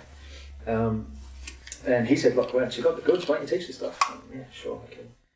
I did that, and I was just bringing in the wrong element. I know what my vision for my gym was, that the average Joe could come in safely and learn martial arts and have fun and meet good people. Yeah. And, you know, like, and look, that's work. It's created the culture at our gym where, let's be honest, everyone that steps on that mat, within 6 months is part of a circle of friends, not a social group that you just go and fight with. Nah, yeah, it's you know? it's not like that. It's an actual family, like. Yeah, and look, every gym I've ever gone into, say we're a family gym, we're this, we're that. It's like, no, you're fucking not. Yeah. You can boast those qualities, man, but like, you're full of shit. Yeah. Because you've got this peacock walking around the mat that thinks he's fucking king shit. Yeah. That's being the instructor. Yeah. Then he'll have his enforcer over here thinking he's king fucking shit. Yeah. And that you're all just plebs and that we need to bow to you and you know, I don't mean bow as in respect with martial arts, but bow to you as in, oh my god, I want to be you, like Yeah, you're the yeah. best in the world. Yeah. No, you're a fucking knob jockey. Yeah. Yeah. You know, you're an absolute tool. Not gonna If lie, you when you true- said peacock, I sort of went, huh? Yeah, me. No, Continue. no, I mean puffing their chest out and, you know, Yeah. saying, look at me. Yeah. If you truly want an ego-free gym, then you have to boast it yourself, man. Like, Yeah. I don't profess to be anything special. I'm just a guy that's done the journey before you, and I want to show you how to do it. Yeah. You know, like, and I think if you can do that, if you can truly put your ego and your I guess what's the other word for it? Anyway, if you can just put your ego aside, personally, like truly, then people are going to follow you that are good people. Yeah. If you can't put your ego aside, people aren't going to follow you that have the egos themselves. Yeah. What type of gym are you going to follow? Yeah, exactly. Fuck shit one. Yeah. Well, it's not shit for that kind of person. Well, You know, if Yeah. you've got a massive ego and you want to go to a gym where they've got massive egos and just punch fuck out of people, yeah. you know, power to you, man. Like, Well, they're the people that are probably going to start shit with others, thinking that if they hit them Yes. back, they're going to destroy them, and then they end up yes and getting no. I guess yes and no. Look, every gym has its spot for every person. Yeah. Yeah. All I'm saying is that if you say that you have a family like feel to your gym and there's an ego-free feel to your gym, then prove it. Yeah. Action, not just fucking. You need to words, actually know? have Yeah. that. So yeah, I've been to many gyms, and to be honest, I've found a lot of gyms like ours that have been just been beautiful gyms, Yeah. beautiful people, great people. FMJJ being one of them, you know, Yeah. been under judge, like they're just beautiful people. But badasses as well, man. Like they'll Yeah. fuck you up and smile, you know. Yeah. But they'll also coach you along the way, you know. Yeah. Whereas I've been to other gyms that just say, "Who are you? How long have you been training? What do you do?" And then you tell them, they go, "Phew," and they Yeah. try to punch your face in. Yeah. I'm like, well, I'm gonna fucking choke your neck. I'm gonna go home and not come back. Yeah. You know, I mean, I tried to punch your face in, but it's just a bit different. you've got me a couple times. I have. I'm pretty proud of that. I mean, that's the you notice that a lot, especially when white belts come through too. Like, obviously they're low on confidence because it's their first lesson in, but you got to sort of reassure them that, look, no one's judging you here. Like, we understand, like, this is your first time and we've all been there. Yeah, well, we've all been a white belt. Oh, yeah. You know? Man, what I would do right now to be a white belt. And, No, I'm serious. Yeah. Because you get to a certain stage, and you guys will know this now. Excuse me. Just coughing into my microphone. When you're a white belt, not expected to know anything. No. Yeah, that's I true. walk on that mat every night, and everyone looks at me and goes, teach me. Yeah. Like, show me what you know. Pour your knowledge into me right now. Yeah. And sometimes you're out there and it's like, oh, I'd just prefer if you showed me something. Yeah. Anything I feel sometimes when you're not there and I'm there to take classes, I'm like, fuck, I need to come up with something here. Yeah, sorry about that. I'm human, sometimes I need a day off. Yeah, well, that's it. But yeah, man, you know what? Being a white belt is the best feeling in the world because it's scary, it's inspirational, it's emotional, it's every time you go, you're learning something. Yeah. You know, like, fuck yeah, bring that on. You know, a friend of mine recently was speaking to me. She called me the other day and she was like, "How you doing?" I'm I'm hanging. Oh, I've been through a breakup. Right. So, Love the way you break that out. How you doing? How you feeling? Blah blah. And Okay. Is there another one? Oh yeah, they're in the fridge. Oh. So yeah. What? In the middle of a story? Ah, wait. In a minute. Well, you cracked that one. I like the other one. Oh, okay. Yeah, she's showing me out. Said, "How you doing?" I said, "Yeah, I'm hanging." And she goes, "So, 2nd degree black belt in Kempo." I'm like, "Yeah." Black belt in Brazilian Jiu-Jitsu. Yeah. Security trainer. Yeah. What's next for Lance Johnson? I'm like, that's a tough I'd question. really like to be able to wear a white belt. And she was like, "What?" Oh, in like a different martial art. Yeah. And she said, "What? What? Like, well, why? You just got this fucking black one. It took you 12 years. Wear it with pride." I'm like, "Oh, don't get me wrong. I'm proud of it. It's fantastic. But like, I'd love to be a white belt. Step on the mat where I know nothing." Yeah. And she's like, "Are you serious?" I'm like, "Yeah." She goes, "Why would you want that?" I'm like, "Because that's the best feeling in the world." Yeah. And she said something to me that I kind of went, "Yeah, okay, cool. You get it. You understand what I'm saying." She goes, "Only a black belt could say that." Yeah. And I'm like, wow, that's kind of cool. Yeah, you're right. Because when you're coming through the ranks, all you're focused on is that black belt. Yeah. Well, I can understand as well. Like, you can never get that white belt feeling again because even though you go to a different style, they still sort of copy a bit of. Right. And Yeah, everything sort of like collides. Yeah, like you always have something that you already know. I mean, surely, like, okay, you go to like a Muay Thai class, they might teach you to kick a bit differently to what you used to or whatever. But I mean, at the same time, it's like the same fundamentals of the kick. Like, right. The kick doesn't change; it's just done in a different style. Yeah. So, I mean, yeah, that's the thing. Well, I still remember my first lesson. We were doing push kicks up against the wall, and I had no idea. That was his first lesson. We did push kicks against the wall. Yeah, right. But I remember everyone made me feel welcome, and it was great. Yeah. I'm glad you remember. I don't remember that. Hey man, I don't remember last week. I just remember patting myself. I'll block him before you say it. Well played. I didn't even get there. Yeah, no. Still quick. Yeah. Do you want to go grab the other drinks? Yeah, sure. Talk amongst yourselves. Talk much. Alright. Yeah, be kind too, don't be too brutal. Yeah, just you put the brakes on her. What's she gonna do now? Yeah, he didn't say anything about that before. So I need to get one of these unique t-shirts too, by the way. Fucking oath you do. I need a fucking t-shirt. We're gonna get some What the Fugg t-shirts too. Fuck yeah. What the fuck? Yeah. Invite me over for a podcast and give me a fucking t-shirt. Gives me a petri dish for a Wookiee though. For a what? Oh, for a... That's just creepy as fuck, It's fucking gross, man. It's gross, because it kind of looks like pubes too. That's what I said. It's like a jar of pubes, man. That's a lot of pubes. It's disturbing. I don't know why we need to have a jar. How big is your sack? Pretty small. Thanks for asking. Yeah. Missing that part. Hey, but I got bigger balls than most men. This is true. Yeah. Can confirm. Oh, fuck.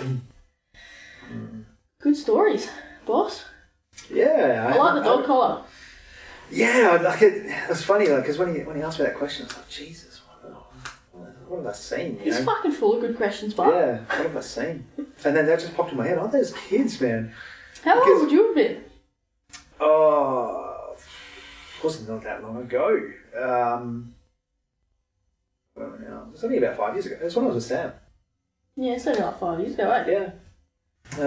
I walked down the park because I had those radio controlled planes I used to fly, right? Yeah, I remember them. So I walked down the park and I saw them there. Do you even have them anymore? Yeah, I got a few. I half of them still had storage at my place, but with working full time and running the gym, I just don't have time for that shit anymore, you know? Nah, I feel ya. I mean, I got a few of the helicopters and that. Not many, because it costs money. Yeah, every time you crash, fuck. Yeah, exactly, that's it. So we don't really, that's one of the reasons the podcast's taking so long to start. You know what it's like with motocross and shit. Oh man, it's full on. Yeah. I used to race those sidecars. Yeah, that's right. So I know what it's like. You were on the road ones, eh? Yeah. Yeah. Thank you, mate. Yeah, I loved it. It was such a fucking badass thing to do. Like, I still look back at that with pride, you know? Yeah. I fell into that by accident. Much like my gym. My gym started by accident. Yeah. The actual gym. Yeah. What do you mean? Well, I was helping teach. Yep. And that was enough for me.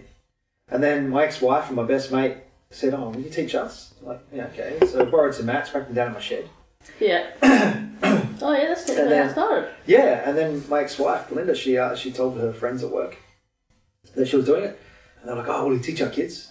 I'm like, "Oh, maybe." Let's have a look. Okay. So I got a couple of kids come down, and then there was like 6 more the next week. I want to do. I'm like, my shed's not that big. So I had to quickly go out and fork out a couple of grand for mats, and then hire the local rec centre, which is Scott Reserve. And I started there, and then like just blew up. Yeah. You know, within a couple of months, I had to double the mat size, and then within 2 years, we upgraded the rec centre, and I went to the old place. And started the Defensive Arts Academy. That's what we were first known as. And we're there for close to 10 years. Then we moved to this place and did a rebrand to the Jiu-Jitsu Studio. Yeah. Just through evolution, and that's what we're doing now. It's just Jiu-Jitsu. So you know, not that I wouldn't bring something else on. I'd love to have another art there. Something that I don't have to teach, so I can wear a white belt. Got to make a time slot for it though, then. Yeah. At the moment, because of everything that's been going through my life the last sort of like 3 to 4 weeks, I've decided to make time for me. Yeah. Rather than just make time just for other people in the gym and stuff like that. So. That it is a challenge, like coming from people who also run a business and a race team, and 100%. It can be a challenge just to find time for you. Yeah. And like this today. This is probably. I saw this as a blessing in disguise. Like I've got out of my norm. I've come over here and seen you guys. We've never hung out like this before. Like never or something like that. And I've known you for a long time. No. We've hung out, like, me and you, before Nate was around, would be, like, at parties, and we used to also have get-togethers a lot for the club. Like, because, like we say, it's like a family, you know? Yeah. We would always have get-togethers every couple of months, but just over the years, like, people get busy, I guess. Yeah. People grow up and people grow up, people get busy. Yeah, man. Like, adulting, what the fuck's that about? Yeah, fuck, how fucking shit is that? I'm 41 years old, I still don't know how to do it. Especially how the world is now, too, with the whole virus and everything going around. I mean, I feel so grateful that we even can sit here and have a chat. Absolutely. Considering everywhere else, I mean, people are still locked up, and it's probably the first time in my lifetime where I've gone, wow, it's been really beneficial to be in the most isolated city in the world. Oh, absolutely. Oh, fucking oath. Although in saying that, we do love isolation. Yeah, us introverts. Yeah. No, I just mean like in general, like being away from people. Yeah, you get that chance just to get out of it, out of the hustle and bustle. That's it. Yeah. That's why I love Perth, man. Like I almost moved to Queensland years ago. It was for family, but it was also for a girl, and that was bad. Yeah, that was dumb. Yeah, I got my ex-wife ended up staying anyway, but I don't know, man. Perth it's where it's at. I couldn't imagine living in a big, massive city. I mean, like, even when you think of like Los Angeles or something like that, where the whole city has the same population as the whole of Australia, it's like I can't even fathom that. Me neither, man. Like that's just one city. Crazy, yeah. I'd love to see it. Oh yeah. Yeah, I'd love to visit it, but I don't think I could live. Fuck staying there. Yeah. Sydney was bad enough for me with people. Oh yeah, Sydney. Yeah. Gosh. Yeah, that's pretty full on. Huh? The traffic just does your head in too. Like. Yeah, because I was driving there. Yeah, but have you driven in Melbourne? We No, haven't been to Melbourne. haven't Okay, so been the to very Melbourne. first time I went to Melbourne, I drove. Yeah. And I did drive across. I hired a car, right? Yeah. Hook turns. Is that... Melbourne. Yeah. The fuck. Sort your shit. So they have the trams Yeah. in the middle of the road, right? Yeah. I get it now. I couldn't grasp it when I was there in the car because it just feels like you're going to smash into shit. Yeah. Okay, it just doesn't make sense. So you've got your trams in the middle of the road, okay? And you're travelling down this road, but you want to turn right at a set of lights. You can't just turn right. You have to go in front of the traffic that's stopped at the red light to go across the road. All right? And then become part of that traffic when it becomes a green light. That is so weird. So you're stopping. While you've got a green light, you stop in front of this one. Yeah. And then you turn in with them when they go green. The fuck? Yeah, I saw... That's- Yeah. I still don't get Melbourne, it. sort your shit. Yeah. What the fuck? You can imagine that's what we would have been like if they kept the trams, and Well, they're talking about bringing them back. I think it's just a shit idea. we were gonna go to Melbourne to go to Supercross last. I love Melbourne. Yep. Look, besides driving and fucking hook turns, I love Melbourne. I always really enjoyed Melbourne. I used to go there once a year, remember, for the Wilmachado Nationals. Yeah. Jiu-Jitsu Nationals. The last few times I went was just to help referee there, but I don't know, the city, I love visiting it. Is it busy like Sydney? Like Look, it is, but it's so fucking big, it doesn't matter. Yeah. There's Right. space, Yeah. you know? So, I don't know, man, I love the place. Yeah. I miss Melbourne.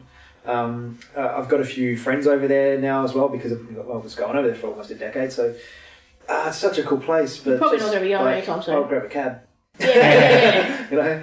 Yeah. Probably not going to be going anytime soon, but Yeah. No, borders will be shut for a bit, yeah. So, Yeah, fuck no. Victoria, I feel for you guys, like, you know, hang in there. I think they're in the shittest spot of all, to be honest. Yeah, poor buddies. Yeah, my dad's in New South Wales and he's stuck there, and it's pretty bad because my brother's fiance, she's due in a couple of weeks, and he's not going to be able to see No. Yeah, his you're going to first come over. his first granddaughter or first grandchild Grandchild in that's general, Yeah. yeah. for until New South Wales opens up. So Which I suspect won't be for quite a Well- while. I don't know. New South Wales could open up, and then we have to open up. Yeah, it's not just us, because he has to go, like, we have quarantine here still. Well, our borders are shut. Yeah, you're not going to get in right now. Yeah. And coming out of aviation, I can tell you it's going to be like that for a while with flying. Oh yeah. Shit's not ramping back up. No. Not for a bit. Nah. Yep. Nah, so it's going to be Damn. stuck for a while. It's tough, Yeah. but yeah. It is what it is. I tell you what, though, it opened our eyes to a lot of things, didn't it? Oh, absolutely. Yeah, fucking oath. Yeah. The Don't thing take is, fucking uh, life for granted, guys. It could be taken at any moment. Yeah, it did. It opened your eyes to a lot of shit, eh? What's that band's name? Bring Me the Horizon brought out a song recently called Parasite Eve. Right. I think one of the lines of the song was, "When we forget the infection, we'll remember the lesson." Hey, I like that. That's rad. Yeah. That's cool lyrics. I like Yeah. it. Was that written before or after COVID? That was right as COVID. Like, it only just came out like a couple. It was as weeks wasn't ago. yeah, wasn't it as COVID before COVID happened that they wrote that? No, it was right. It was only just got released not long ago, so they probably wrote it Oh. as it was hitting. That's Yeah. a rad band. I like Remember the Horizon. Yeah, it's sort That's a of good lyric. Like, it does make That's sense. fucking Like, great, man. will we remember the lesson once the I infection? don't know, is it's a done? good question, will we? Well, I tell you what. I love that sound. Headphones, man. That's really cool. Yeah. Can I borrow these? You know what? Let's cheers to the first episode. Hey, Oh yeah! Fuck for beginnings. Yeah. you!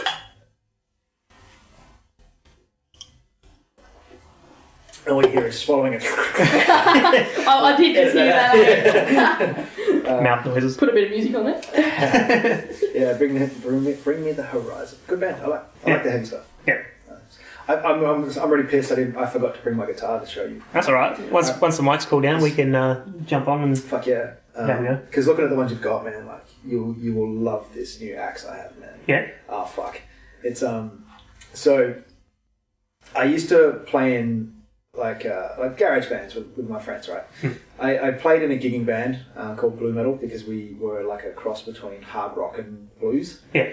And we played a few gigs and that was fun. It was a fucking rad feeling. But I played bass, so I was really uninspired. It wasn't my... Not that I don't like bass, don't get me wrong. I fucking love hearing bass in things like metal. I just like listen to that. That's fucking thumping and it's really good. But I'm a guitarist. Yeah. I wasn't a bassist, so I was playing it just because I needed a bass player and I thought that'd be a cool experience to play gigs and shit. It was really, which was fantastic. Yeah.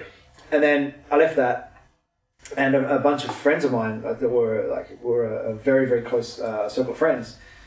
Bill was a drummer, very good drummer, and in fact he's in a really good band right now. Check them out, guys. Electric State. They're going places. Electric State, okay. Electric State. I still haven't been able to go to their gigs. I've been so bloody busy with everything I do that every time they play a gig, I'm fucking at the gym or, God damn it, one day. Bill, boys, I will get there one day. I promise, guys. I will come down. It's that old chestnut, life happens. Yeah. So Bill wants to get me out of retirement and get me back on my guitar, and he said, let's fucking go to a rehearsal studio and just jam out for a few hours. So you should come down, man. You'll love it. Yeah, that'd be wicked. So that kind of inspired me to go, all right, I got to pull my guitars out. Yeah. So I pulled my guitars out, and it felt so lackluster. I've lost a lot of skill, but I did lose the passion for the instruments. So I went, all right, I would love to be able to play guitar again, the way I used to, right? Because honestly, I didn't pull them out. I hadn't played an electric guitar for somewhere around 7 years. I just tinker with my acoustic every now and again, and even that's kind of a little lackluster. But so I pulled these things out. Fuck, this is shit. So I went, all right, I'm going to buy myself a new guitar. I'll sell 3 and buy one good one. Right? So I was looking around, and I went to the sound centre in Morley. Shout out to Sound Centre in Morley. This is not a paid plug, but you guys are the fucking roundest guys on the planet. It's so good. Best equipment, best service. Honestly, best service I've ever had in a music studio. Have we been there? Not Sound Centre, no. We've been Mega Music and Cosmic. Cosmic's opening again. That's pretty crazy too. It is, yeah. New owners. Yeah. Yep. Good luck to them. I hope it works. Which one's the one with the plane? That's Cosmic. They don't have the plane anymore though, I don't think. Oh, shit. Mega Music, great guys. Yeah. Yeah, good service there too. Just of late, I've been going just to Sound Centre because once I went there, I will never go anywhere else. Just because the service was amazing. When I went to Sydney to visit my dad a couple of years back, I was like, oh, they must have like wicked music shops there. The last big music store they had was Billy Hyde, and it's shut down. Wow, really? Fucking hell. And they have no big music shops. They only Because have of COVID, or was it before that? No, way before that. Wow. I think Billy Hyde was closing for like 5 years. We got that drum set from Billy Hyde close to 10 years ago. That's a badass kit, man. We've even had music stores here closing down a lot. Haven't we lost a fair few? Yeah, we did. Yeah. We did. Yeah, it's sad. It's sad. I don't like seeing any business close, man, because owning one, I know the heartache and I know the blood, sweat, tears that truly goes into it. Yeah.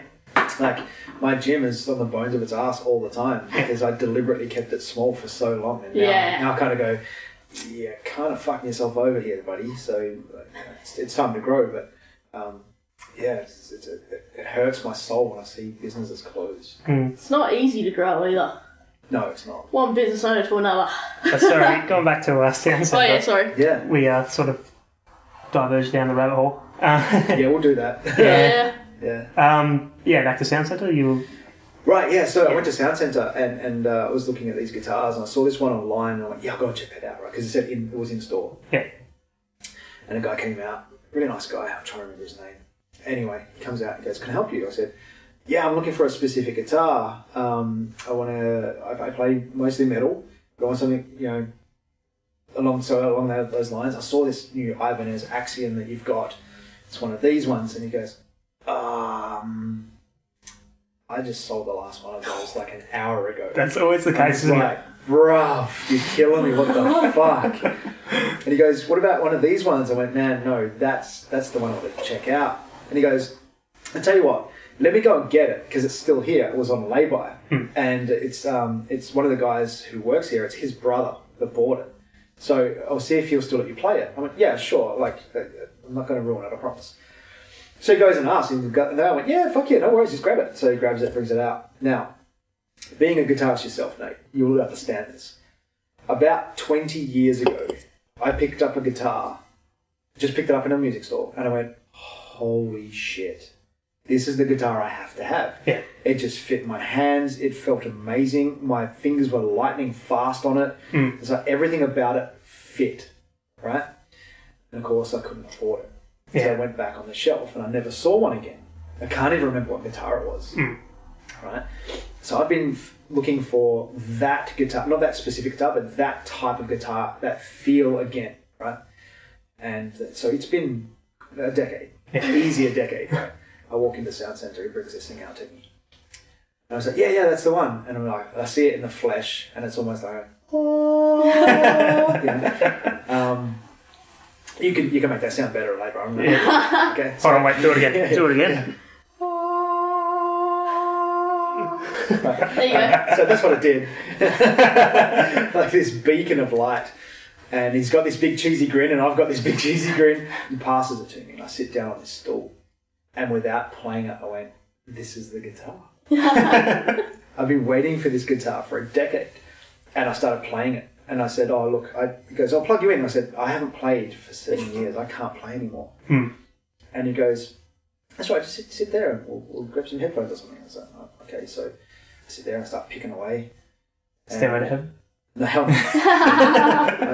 don't do that. No. I don't do that. No, it's illegal. No, I went straight into, I believe it was, what was it, Metallica song? What was it? Jump in the Fire. I went straight to Jump in the Fire. Because I just get the fingers warmed up. Yeah. And then I started playing some Kill Switch Engage. And he just went, oh, I love that song. And without even thinking, he just turned up the amp. Oh. Yeah, and I'm sitting there playing away. I was like, oh, dude, what the fuck? And I went, man, this thing plays itself. Yeah. Like, I kind of looked around and expected, that the guy next to me was playing the song I was playing because it was just, hey, I can play this thing. Yeah. So I'm like, yeah, I have to get one. Right. Now, this thing was on special, like a fucking stupid special. So it was like a $2,299 guitar, $2,300. And it was on sale for like, I think it was like, what was it, $1,600? No, it was $1,200. It was ridiculous. Fuck, that's a big It sale. was a massive, massive sale, right? I can't remember exactly what I paid for it, but it was a little over $1,000. Yeah. And I went, yeah, I want one. So he goes to order it. He goes, I'll order you one. Yep, sweet. I said, I'll put a deposit down right now, no problem. I said, I'll pay for the whole thing, I don't care. Right? Yeah. And he goes to order it, he comes back and he goes, look, man. Boris. His name's Boris. Really nice guy, he's got glasses. What a fucking name, eh? He's a legend. Boris is great. And he goes, look, we have a bit of an issue. I'm like, what? And he goes, so that price that guitar was at was actually not supposed to be that guitar. Ibanez had stuffed up. I was going to say, that sale just sounds too good to be true. And I've gone, you're fucking joking. He goes, no. And I said, how much is it? He goes, it's $2,300. I'm just like, oh, no, fuck. stick it back on the shelf, brother. I can't afford it. I wanted it because it was that price. Yeah. And he goes, nah, I'm going to see if I can get you one. I went, all right. I said, yeah, I still put a deposit down if you want. He goes, yeah, put a deposit down, put like $500 down. Right? So he goes, I'll give you a buzz in a couple of days. Yeah, sweet. So he gives me a buzz. He goes, Lance, I've got some news for you. Your guitar's in. And I got it for that price. I'm like, oh, fuck, you're badass. So I literally went in like that day. There you go, man, got it. I got this beautiful, beautiful Ibanez guitar. That's awesome. That's a fucking good price. That's amazing. Yeah. It's and it's designed to be in drop D standard. Yeah. So it's like every song you can play on normal tuning is just down a step. It's so good, man. I love it. That was the one you were going to bring? Your old age? Yeah, I'm sorry. Yeah. Well, that Ibanez 8-string I got up there, I saw a video on YouTube, this guy playing like a Skrillex song. I think it was like Bangarang or something. He had this 8-string guitar and I was like, fuck, that is so cool. This is like 2012. And so an 8-string in 2012 would have been like, what the fuck, man? Yeah. Would have been so I was amazing. like, got to get me one of those. So I went down to Cosmic. It's a harp with a neck. Yeah. Well, I think it was Cosmic. Yeah, I went to there and I found the guitar and I was like, cool, tried it out. And I was like, alright. And I was like, at first or second year apprentice at the time, so I was like, alright, I'm going to pay for this guitar. Literally, like, I think it was $1,400 and I think I only had just over that much. But I thought you were going to say you had like $50. I was on a fortnightly pay schedule, so I knew that I'll get paid that week and then I'll go buy the guitar and then I'll be fucked for 2 weeks. Yeah. So then I I didn't know the old trick of, when you do like an FBOS machine, if you press check, you can go over the $1,000 limit. So the guitar was $1,400, so I was like fully excited to pick it up. And I did the thing, it's like rejected. And I was like, fuck, I got a limit on $1,000. So I was like, alright, so now you got to pay half and half. So I did whatever the limit was then, $1,000. The next day came in. Yeah, next day go. Did the next $400, brought it back, and I was like, yay. And I realised, I can't play this, I suck. It's totally different. And then I was like, fuck, now need money. Yeah. I was like, seriously considering putting it up on Gumtree. Ooh, And for whatever reason, I didn't end up doing it, and I'm glad I didn't, because fucking awesome guitar. Like, yeah, that's rad, man. That's fucking badass. And you can play it now. Yeah, I bet he can.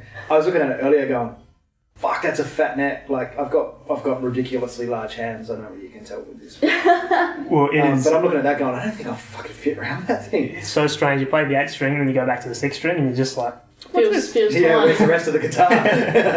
Yeah. yeah. I love the Zach Wild. That's Yeah, he was saying before when you were out Yeah. about the Zach Wild when he first got here. Yeah. Yeah, They're the active VMGs too, right? I only just put them in, yeah. Yeah, they're pretty new, Okay. eh? Oh, the new ones. It came with passives, because of the Epiphone one, not the Gibson. Oh, yeah, okay. And then I was like, you know what, I've got to fork out, and I got the proper, the active Yeah, EMGs. I want to change one of the pickups in my Ibanez already. Yeah. Like it's got these. What is it?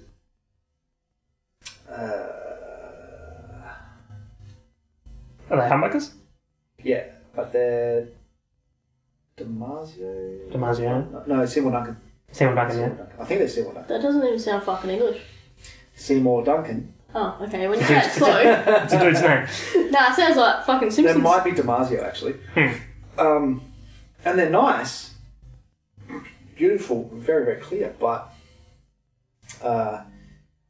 for the way I like to play, I need that kind of little bit of fucking grunt. Yeah. So I'm thinking about buying a bare knuckle pickup and just replacing the one in the bridge. So when I really want to get it like chunky, I can fucking hammer it. Yeah. So yeah, bare knuckles apparently are badass. So I'm not going to put one of them in. What are they worth? About $300 a pop. Yeah. But they're really cool. You can actually design your own pickup. Yeah. So the way it looks. Yeah, right. Yeah. So if you get on the bare knuckle pickup site sometime, just have a look on there, and you can actually pick up. You can look up what style of music you want to play, and then what kind of I guess power output you want from your pickup and stuff like that. Then whether you want a neck pickup or a bridge pickup, and then you can even pick what color cover. Like or, customise the oh shit man, out of it, it's eh? fucking awesome. It's rad. Yeah. So. Yeah. That'd be sick. I don't know what I want. I seen a fluoro yellow. Was it an Ibanez when we were at the shop? I can't remember. Oh, yeah, yeah. It was an Ibanez? Or it could have been a Jackson. Yeah, it was one of them. But I don't like Jackson guitars. I But it think was they're a bit too fluoro. It was square. fluoro yellow, and it looked fucking dope. Yeah, a friend of mine when I was in that garage band with my mates, the second one, he had a Jackson, and I tell you what, man, he could play that fucking thing. It was good. Yeah. It sounded great. He also had a Marshall DSL behind it though. Yeah. So I mean, I've been a fan of Marshall since he bought that. I'm like, fuck that amp. That's the amp. Yeah. You know, like that's the guitar, but like that's the amp. You know. Yeah. I've always wanted one, and then when I recently, because I bought that guitar. Yeah. Took it home and I went, I've got a Line 6 amplifier at home, and I've got an old Ibanez 100 watt solid state head and cab at my mate's place. So that's his place. So I thought, fuck man, this sounds like shit through this fucking amp. It doesn't do the guitar justice. What's the point? So I went, right, zip pay. Yeah. Okay. So Yep. I went back to Sound Centre and looking for amps, and there's fucking no one in Perth had any amps really around at the moment. So I thought, well, I wanted a Hughes and Kettner. Yeah. No one in Australia is an agent for them anymore. Mm-hmm. So they're too hard to get. Yeah. So I was looking to spend around, $1,500 to $1,800. I wanted this Hughes and Kettner. I couldn't get one. Fucking spill. Yeah. Could have gone from the US, but it would have cost me mega bucks by the time I got Fucking here. heaps. So I went in the Sound Centre and I said, look, this is what I wanted. This is why. And he goes, oh, fuck that. Just buy the Black Star then. Yeah. I went, really? He goes, yeah, come and have a listen. Now, this kid's name's Ollie. Yeah. He's helped me a few times at the Sound Centre. He's a cool guitarist. Fucking rad dude, man. I walk in there, he's got this like 80s like rock, type snakeskin jacket on and shit like that. And like, it's fucking rad dude. I love it. Yeah. He's like an 80s rocker. It's so cool. Really nice kid.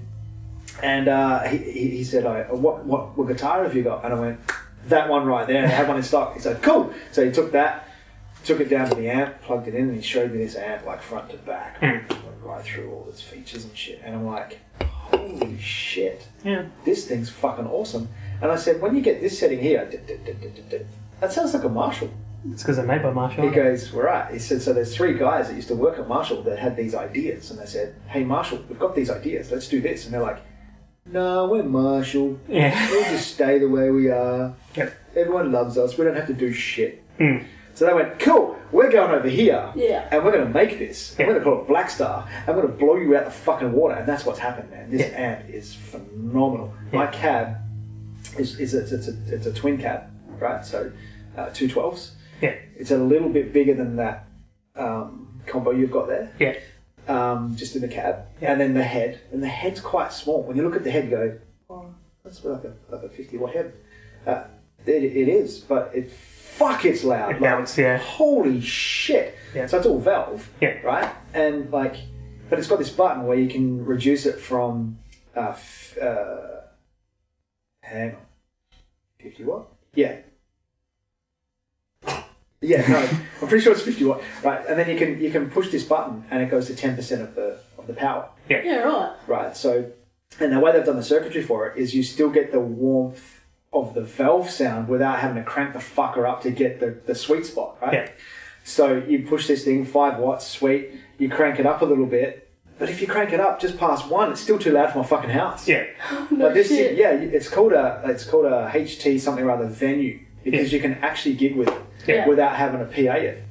I didn't realise that, man. I'm like, fuck yeah, because the sound centre's a big place. Yeah, no shit. I get home and I'm like, I just put it on 5 watt and put it to 1, and the sliding door next to me starts going. I was like, oh shit! I had to put this in a different room, you know. Well, I know Line Star cops. Line Star, what the hell am I saying? Line 6 cops a lot of shit, but I mean, like, because I don't like play professionally or anything, so I mean. Like when I did do shows and that were with Music Works Australia, who were just they're basically just like a music school almost, and they'd come around to like your schools or to wherever you go to their headquarters, and when you do a gig, they'll book the gig, they'll bring all the equipment, and they had Black Star amps as well. Yeah. And you just bring your guitar and they'll provide drums or whatever else. And that's how that works. So I never actually had to have a gigging amp. So the Line 6 was always perfect for just like practicing stuff or just like mucking around. But one thing I do want from Line 6 is their Variax guitars. I don't know if you've seen them. I have. Yeah? Yeah, I have. How awesome are they? I haven't seen one in the flesh yet, though. Yeah? No, only online. Yeah, I've never seen one in the flesh either. But the guy from 12 Foot Ninja, yes, yeah, he plays a Variax guitar. I think he uses the technology in his Shuriken guitars. Right. And there's some cool features on that guitar. It's fantastic. Well, just active like detuning, just like whenever you want, just press a button and you can just like go without from. having to fucking tweak anything. It's just like push a button, drop D. Fuck yeah. Yeah, that's all built by Line 6. I mean, they've revolutionised the whole amp systems and that. They've always been quirky. Yeah, they think outside the box. Well, they actually literally. Line 6 is made by Yamaha actually, so it's the only Yamaha is it? Yeah. There you go. Oh no shit! I didn't know that. Yep. So they had an amp after the Spiders came out that you can plug your iPod into it, and it would listen to how the guitar sounded. I've got one. It's called an amplifier. Yeah. I've got a 150 watt Line 6 amplifier. Yeah. Yeah. And it would change the settings to make it sound like the song. Yeah, you were telling me about that before. Yeah. So what you do, you download this app, and that's on my iPad. Yeah. Right, and I stick the iPad. It's actually got a slot you can sit the iPad on. Right? Yeah. So you whack that, and then Bluetooth connects to the amp. Right. And if I play, say, I don't know, like a Kill Switch Engage song through there, I literally go into my iTunes on my iPad, play, say, Kill Switch Engage, like Alive or Just Breathing, right? Yeah. Play that song. It'll download the guitar sound for my guitar so I can play with it. That's fantastic. That's fucking rad. Yeah, that's pretty dope, hey? But it just didn't take off enough. Yeah. So there's not enough sounds up there. Yeah. You know? But you can create one. Like if you can match it, if you can take your time, because you've got all the cabs and amps and all that kind of like virtual stuff on there. You can create your own sounds. Yeah. Pedals, everything's already on that app. Yeah, right. On that app. Kind of like GarageBand type stuff, but way better. Yeah. Right. So you can create the sounds, and if you can figure out the sound, then you can upload that to the fucking cloud or whatever it is, and everyone can download it. Yeah, And right. obviously you have your purists that are like, no, that's cheating. But I mean, Yeah. to be fair, they do sound like overly compressed. That's the biggest problem with them. That's the part of it. Yeah, digital sound. Yeah. You know, it is what it is. Yeah. I just bought myself. Have you heard of Horizon Devices? No. Misha Mansell from. Oh, Periphery? Yeah. Yeah. So it's like a brand that he works with, or maybe he owns it. I'm not sure. Yeah. And they've brought out this thing called Precision Drive. Yeah. It's a what do they call it? What's the fuck? I've gone blank. What's that green pedal Ibanez brought out years ago? People fucking use them all the time. It just boosts everything. I know the one you're talking of. Tube Screamer. Yeah. Right. So they're a drive type thing. Yeah, Mike has a couple modified ones. Right. Yeah. So Misha Mansell took that idea and made it infinitely better. Yeah. Okay, it's fucking expensive, like $350 pedal, but it boosts the front of the amp, right? So you can push your amp, set your settings to your amp, you get this nice metal sound, right? And you push this fucking button and it puts it on steroids, Yeah. right? Now it's got it's got 4 buttons on it, and it's also got a noise gate. So every time you stop playing, you don't get that. Yeah, right. On, Yeah, I hate and that. it works. Yeah, it's fucking annoying. Yeah, and it's also got this dial that I really like tweaking right up because I like to be very precise with my picking. Yeah. So I don't like the mushy sound. And you turn this tightness up, man, and it's just tight. That's awesome. But I'll bring it over now. You can borrow it, man. It's fucking amazing. Yeah. Yeah. So that coupled with the new amp is just fucking badass. I think all the sounds that the guys in Periphery have, especially that bass player, what's his name, Nolly. He doesn't play for him anymore, but there's a playthrough of him playing prayer position on bass. Yeah. And just the tone he gets out of that bass is amazing. Yeah. I was actually showing my uncle last weekend in my brother's baby shower. And yeah, he was blown away too. And then he showed me this video, and that blew me away. Have you heard of a band called Igor? No. They're Neither had we. neither Okay. are we. He goes, this is like a weird band. I really should have looked this up, but they're Norwegian or something. There's something like that, yeah. Somewhere upper Europe. Somewhere not here. Where all the freaks are. Not here. Yeah, we're on the opposite end of the spectrum here. They're kind of like a, what do you call it, progressive? I don't know if I... Yeah, maybe. It's got...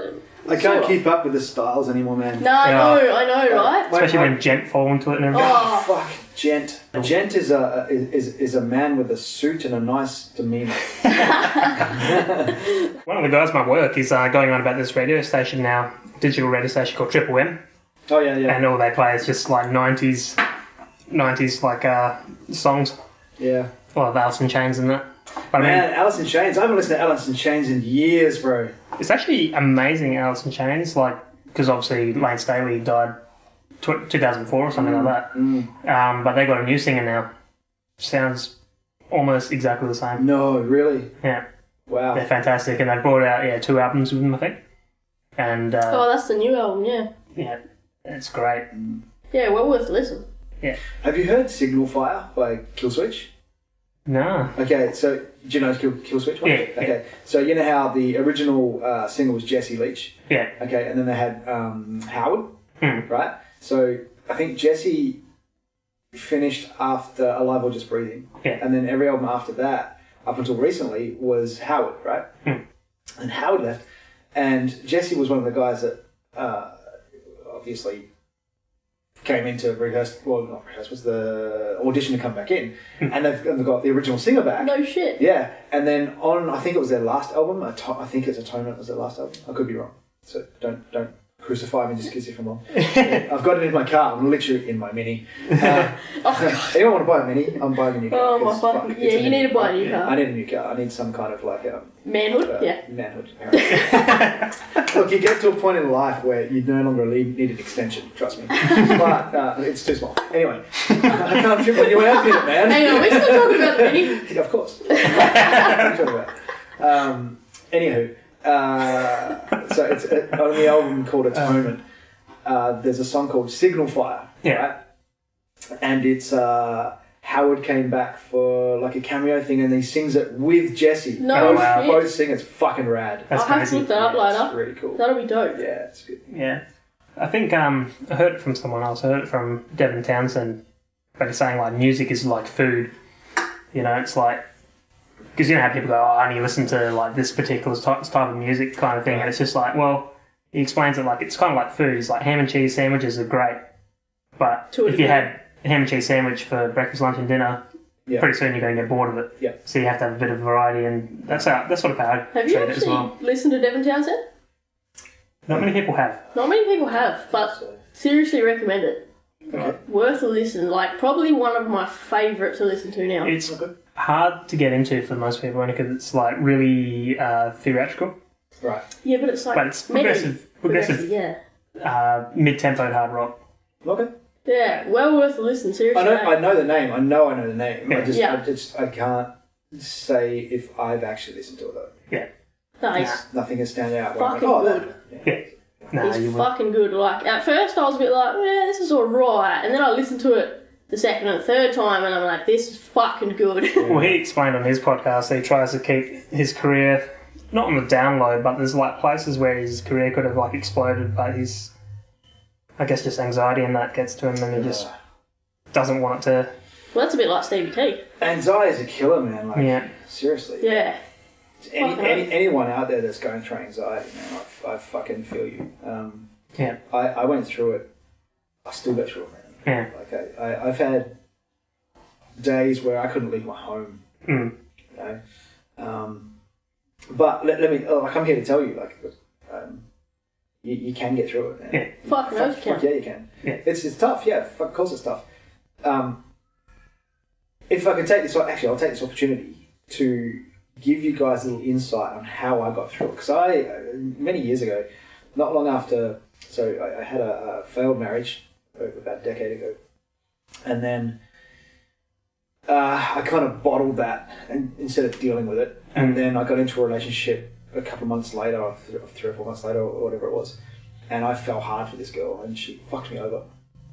She didn't turn out to be a nice person at all, and I had a breakdown. Now, I didn't even know what that was until then. Now, I something in my brain snapped. Yeah. And I fell into depression, had chronic anxiety. Like, I wake up in the morning, as soon as a thought hit my head, my whole body would shake. I couldn't go to work for 3 weeks. I couldn't leave the house. I could barely come out of the bedroom. Right? A friend of mine, a very good friend of mine, Shelley, she took me to my auntie's place as a nurse. I stayed there for 3 weeks. And eventually they gave me the tough love thing and said, you've got to fucking pull your head in. And of course, that doesn't work for anxiety. Nah, not really, no. And it doesn't work for me. So I just went, cool, I'm out. So, and I moved into my gym. Remember I used to live in my gym? Yeah, yeah. So I moved there. But I also, I went and saw a doctor and blah, blah, blah, and a psychologist and blah, blah, blah. Anyway, long story short, a couple of years of depression and stuff like that, and I'm sure everyone goes through that these days, but the way I got out of it was this, and I still do this. I think it's the only reason why I've got to the stage I am now after my recent breakup. Because, fuck, I've been there and done this before, right? Yeah. I know the steps, right? I tried to cheat the steps, and you can't do that. Okay, you can't do that. Your mind and your heart will tell you when the step is finished and go to the next one, right? Yeah. But here it is. Look, if you're struggling with like dark thoughts or depression or anxiety, something like that, social media is your enemy. Fucking oath. Absolute enemy. But you can use it as a tool as well. Here's how you do it. If you have any friend that, I don't know, I'm sure we've all got them, every day they put up that negative post, something negative, this, fuck that, fuck the world, fuck this, whatever, right? You need to not unfriend them, they're your friends, but unfollow. Yeah, you can stop that shit coming up. Right. You can't live in the negative, right? Now this is shit I've figured out myself. I know it works because I've given this advice to other people and it's helped them as well, right? So unfollow those friends. Yeah. Okay, they're still friends on Facebook, they're still friends in life, but unfollow those so you don't see them every day. Then every day, you have to write something positive on your post. Not one thing negative at all that day. None. Every day something positive. It could be, if you really don't feel like writing that positive thing, then go to something really generic. Something like, oh, sun's out, feels nice, done, right? But something positive cannot be a negative thing. Yeah. Okay. Sometimes I put thought process up there, like a I don't know, something inspiring. Yeah. Okay, and I'll put it up there. Do that for a month, right? And I guarantee you, you'll be in a much better spot than you were a month ago. Just from that. Then, by doing that each day for a month, you've created a habit. Yeah. Right? It's a positive habit It's a too. positive habit, right? It's a positive habit. Got to find that positive thing. Got to find that positive thing. Got to find that positive thing. So because you're finding that positive thing, you're not looking for that negative thing. You're not looking for that negative thing. Yeah, I get ya. Yeah. It works, guys. It fucking works. I definitely agree with that. Something similar that I've done as well, like especially as of late, especially with everything that's happening around the world, is whenever I see a news page come up or someone's shared a news Block article that or something shit. like that, I've actually done unfollow or hide all from so-and-so news, so-and-so news, so-and-so articles. News And I've is also- fucking bullshit. I found as well, because what happened is I used to like a bunch of pages on Facebook that were like just pages that would just share like recipes and stuff like that, you know, just interesting stuff. But once they gain a certain amount of followers, a company will buy them out, and then all of a sudden they're posting articles, Yeah. and there'll be like 5 or 6 of your pages that used to have their own individual content. They're all posting the same shit with the same Same companies They walking just out. get bored out. and they get bought out. And you go into the you go onto the page, and it used to say like, you know, food and drink or something as the category. It now says news and media business or news and media company. You're like, what? So you unlike those pages, unfollow them. And same with the news. I just go hide all from this, and if someone posts an article, it will just be hide all from this friend or unfollow friend. And it's because like, especially as well, like you get annoyed with only seeing like all the bullshit. You don't see what your friends are posting. Yeah. I've noticed like after I've done all that, all my posts are all just what my friends are posting. Yeah. Just like now I can like sort of connect more with the people I actually care about instead of like looking at all this crap. That's it. Yeah. That means nothing to me. I don't know. I reckon another thing that helps is like helping other people, because we do a lot of that. Yeah. Oh yeah. So it's like, and so do you. Yeah. Yeah. I mean, that's pretty much your life. That's 99% of our life now, especially, you know, helping kids at motocross, plus we do Jiu-Jitsu, helping the kids there. It all makes a difference, hey? Absolutely. The thing is, it's like you never really get much feedback from the people you help, but I mean, like when you do, it obviously means a lot. Yeah, I was about to say, I mean, let's get feedback. Yeah, but I mean, like he knows he's my inspiration. you think about how many people you help and how much you try to do, and you think like, oh, people will be praising you all the time. But the thing is, like, reality of it is that you're not always going to get all that praise. No, you're not. But in the back burner, like you know. But it also can't be your motivation to help people. exactly. Exactly. I mean, I think I've dedicated my life to, in some respect, helping people either grow or help them in some kind of way that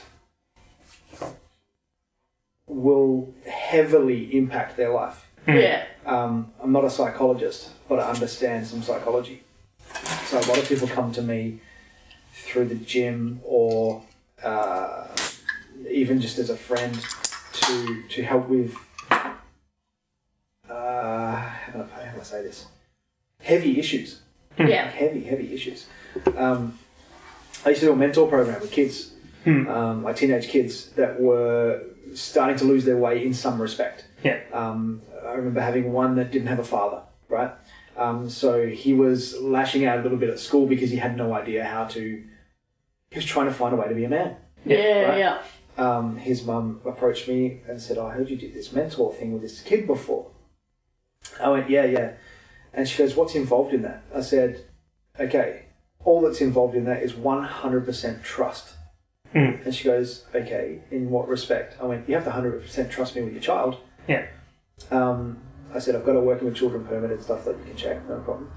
And I said, but you've got to trust me that I have the kid's best interests at heart. Yeah. And she goes, okay, so what's involved? I said, cool. We hang out. I take them to somewhere that's public because I'm not going to. Yeah. So like the zoo. Unfortunately, that's how it has to be. Right. Yeah, exactly right. I said, you can come, but in the long run, all it's for is for the kid to have a time where they're comfortable to vent. Yeah. Okay? And I can be that sounding board. Yeah. Yeah. if they tell me things that I think you 100% have to know, then I will tell you. Yeah. But they're not to know that. I think that's how therapy works as well. Yeah, that's pretty much the same. Yeah. Which is what I've been trying to... a comfortable place. But that's what I've been trying to get. You know how we've spoken briefly, like I've said about therapy, not like that we need it, but I've said like, you know, how it helps people, but you say you disagree and you should just talk to your significant other, but I've said like, that's exactly what you were saying, like it is an opportunity to vent to someone who legally can't splurge out what you're saying. Yeah. And Look, can help you... I've seen a psychologist before, years ago, for grief counselling. Yeah. When I lost my grandfather, I don't remember. Yeah. That impacted me quite badly. I thought I was okay and I wasn't. So I went to a grief counsellor. I used to work for Crown doing security, and they actually said, "Hey, look, we can provide you this counsellor for a bit if you like." So, which was thank you, Crown, for that. Yeah, that's a pretty good. Yeah. And I went there, and she changed my thought process and stuff like that. It was very, very good. So yes, sounding board to your significant other. I think that's 100%. Yeah, that's a good relationship. Absolutely. Yeah. You need to be able to do that. Communication's the key. Trust me, guys. Yeah, fucking oath. But having that someone that has that degree of psychological understanding to help you change thought processes sometimes is beneficial. Yeah, sometimes. I mean, there's a time and a place for everything, isn't there? Especially when they're professional too. Yeah. But yeah, I think it depends solely on a situation. I still agree with that. Like, yeah, big time. Yeah, look, not everyone needs a psychologist. No. Yeah, that's some it. people go to them, they just don't need them. Yeah. You know, like I don't see a psychologist all the time. I see them when I need them, like my grief counselling. Yeah. You know, like right now, I'm considering going to one just to help me. This breakup has impacted me quite badly because I'm not going to say badly. I'm okay. Because as you can see, I'm sitting here, I'm fine. But I was about to get married.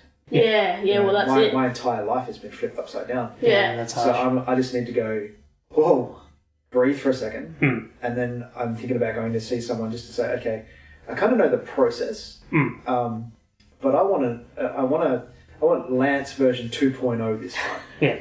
I don't want to be my old self. I want to grow from this, but I want to move forward. I want to be a better version of myself. I want to be a better me. What the fuck went wrong with this relationship that should never have dissolved? Yeah. And what can I do about it? Yeah. How can I be a better person for the person I end up with next? Because I'm going to be honest, I want that person to be the one for life. Absolutely. Yeah. I've never been one to, just be playing the field. After relationships, sometimes you go and splurge out on yourself to, get a palate cleanse, I guess. But I just haven't done that, and I don't want to, and I feel like I just want to work on me. Yeah. So that I can be the person that someone truly deserves and wants to be with. And, sometimes a psychologist can help you do that. Yeah. So that's the plan. Yeah. Planning to plan. That's good. Yeah, not a bad plan. But going back to what I was saying earlier about the whole, getting sort of,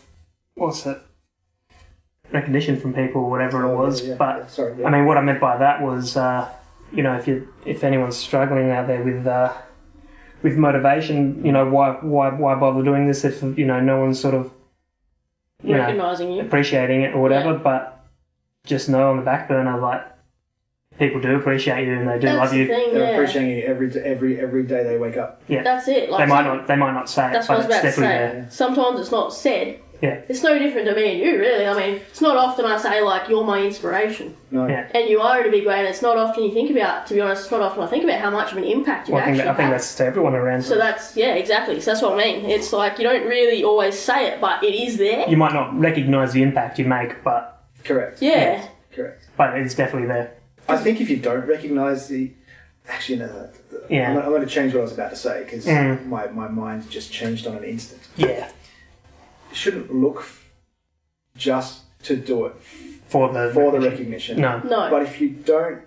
if you recognise the changes that you've helped make, it's recognition in itself. Yeah, you don't need better recognition. Exactly. Yeah. Like today, for instance, you sat there on this podcast, which is going to be public, and said that I am your inspiration, and that warms my heart big time. That's that almost brought tears to my eyes. Like it's that's huge because I've known you for so long. Yeah. Right.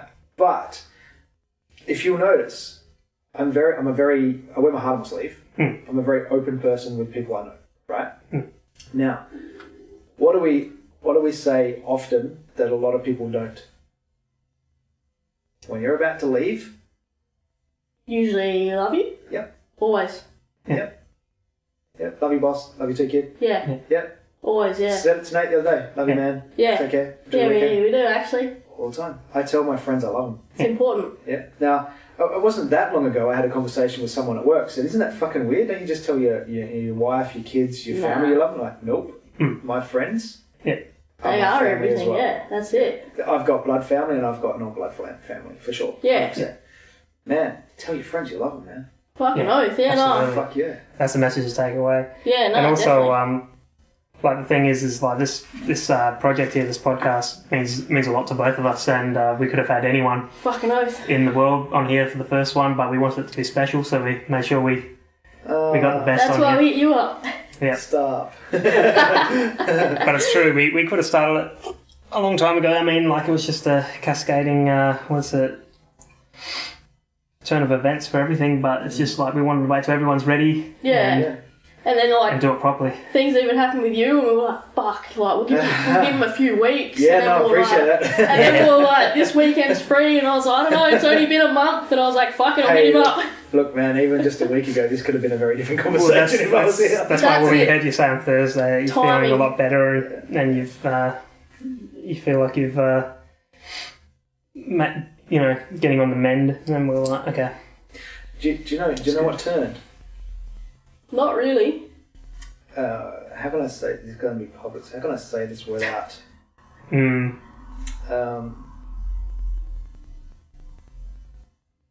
recognition that I mean something to someone? Yeah. Right? That means a lot to me. Yeah. Helped me turn from... I was on a downward spiral for a week or two. Yeah, fucking oath. And I knew We I know. was, but I was consciously trying to stay above water. Yeah, Trying to yeah. be above water. Which is why I think it was last Thursday. Yeah, it would have been last Thursday, so not this week. It was one before. When I came down to the gym with Dan, Yeah. also a very good friend of ours, Dan. Yes. Yeah. Shout out to you, brother. Shout out Dan. You are a lifesaver. You're an amazing person. Does a lot around the club to help out. Yes. Dan's a rare breed. He's amazing. Very rare breed. That's why he fits in. So's his girl. So's his wife. She's lovely. She's lovely. I only met her once the other night, but I reckon she's fantastic. She's great. Yeah. I was about to say to Dan, I can't do it. I can't come down to the gym tonight. I'm not myself, and I just didn't want you guys to see me like that. Yeah. Does that make sense? Yeah. It does, yeah. It wasn't that I didn't want to be there with you. I just didn't want you to see me like that. Just like bring down the vibe. Right. Dan went, nah, unacceptable. Rocks up to my house. Come on, man, I'm taking you. Yeah. Get out the fucking house. Let's go. That's a good friend. That is a good friend, He yep. knew I needed it. He said, no, pick your fucking self up. Let's go. Yeah. Yep. All right. You're the boss man. Be the boss man. Let's go. Show me jits. Yeah. We're doing this. Yeah. Fuck yeah, all right. I'm learning Let's go. shit. And I was sulking the whole way. I was like, fuck. Gee, I don't know what to do, man. I can't. My head's not in it. I don't know what to teach. He goes, just get on that mat and you do your thing. Yeah, that's all you have to do, though. I got there. I don't think I cracked a smile all night, but at the end of it, it's like everyone's like, "Fuck, man, that was a rad class." Yeah, that's... It's like I'm pretty sure that You was... let your demon out. Actually, Yeah. before... That was the brutal one, wasn't it? it was pretty. Yeah, that good. was fucking sick. Yeah, no, that was sick. Yeah, you could just. I don't know if you are willing to talk about this at this stage yet, but I mean, there's a lot of developments happening at Yeah, Jiu-Jitsu Studio. I did want to There ask is. you about Senshi. I think you've been waiting for this There it question. is. And we want Yeah. to know a little bit about it so that the Okay. public can Yeah, learn about sure. it. Yeah. So I'll give you a little background on this real quick. Yeah. I'll try not to go down that rabbit hole too much for you, mate. You keep me out of it, all right? Okay. A friend of mine, Tomowaki, who is Japanese born. Yeah. I met him when I was a Crown. Extremely gifted martial artist. So he did karate style over there, but he says he does karate. He's like a third down in karate, but man, he's done many martial arts. Is that the one that trains at our club, yeah? Like Yes, the yeah, other so he- weekend? yeah, Yeah, we so- were there. We came in when he was training. Right. Fuck, they're good, man. Oh man, Woo! yeah. Remember he's- that? Yeah. So Tom, I talked to Tom once at Crown when we were working. I said, Tom, because I know he used to teach. He actually came to Australia to teach karate, right? Yeah. And I said, Tom, do you still teach? He goes, no. I had this Australian people don't take it seriously enough. It kind of hurt his soul. Okay, it just wasn't like Japan. Yeah. Nah, it's You know? different, I guess. And I went, bro, I fully understand. I said, oh, that's a shame. And he goes, why? I said, I would love to learn from you. And he goes, oh, I'll teach you. I'm like, oh, awesome. Will we do private lessons? He goes, yeah, sure. He goes, we can use your gym. I went, oh, man, I'm stoked. Yeah, hell, awesome. How much? Like, I'll pay you whatever you want. I don't give you shit. What the fee was. Yeah. He goes, no. I'll teach you for an hour. You teach me for an hour. I'm like, Tom, the fuck am I going to teach you? Seriously, let's think about this. Like, I'll just put that in perspective. Tom is a descendant of samurai family. Yeah. It's a high bar to set. Bro, it's in his DNA. Yeah. you know? He's good, but... And he's so good. Yeah. Yeah. So anyway, he came and trained with me for a few times. And he goes, Lance, your style is just really good. Like I can see, because I showed him the Bushy Kempo stuff, some videos, and he goes, man, you've evolved it like a fair bit. Mm. And I went, out of necessity. Yeah. I'm no longer under anyone, so like I do what I think jiu-jitsu should be. Mm. He goes, Lance, this is off the chain. This is really, really good martial arts. Yeah.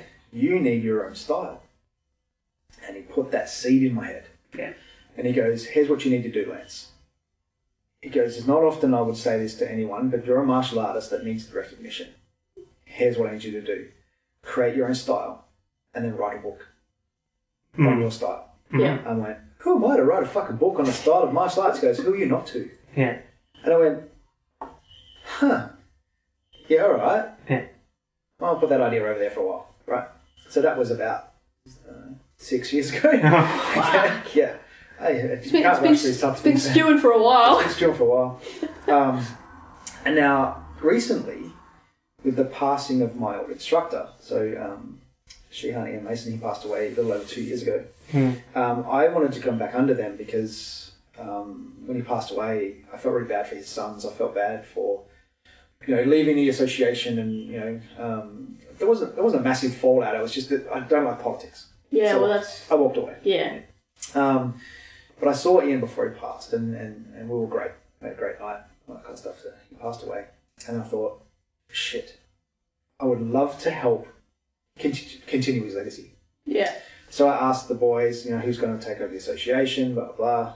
And it was a little bit disarray, they needed time to grieve and things like that, And everything aside, it just wasn't a good fit anymore.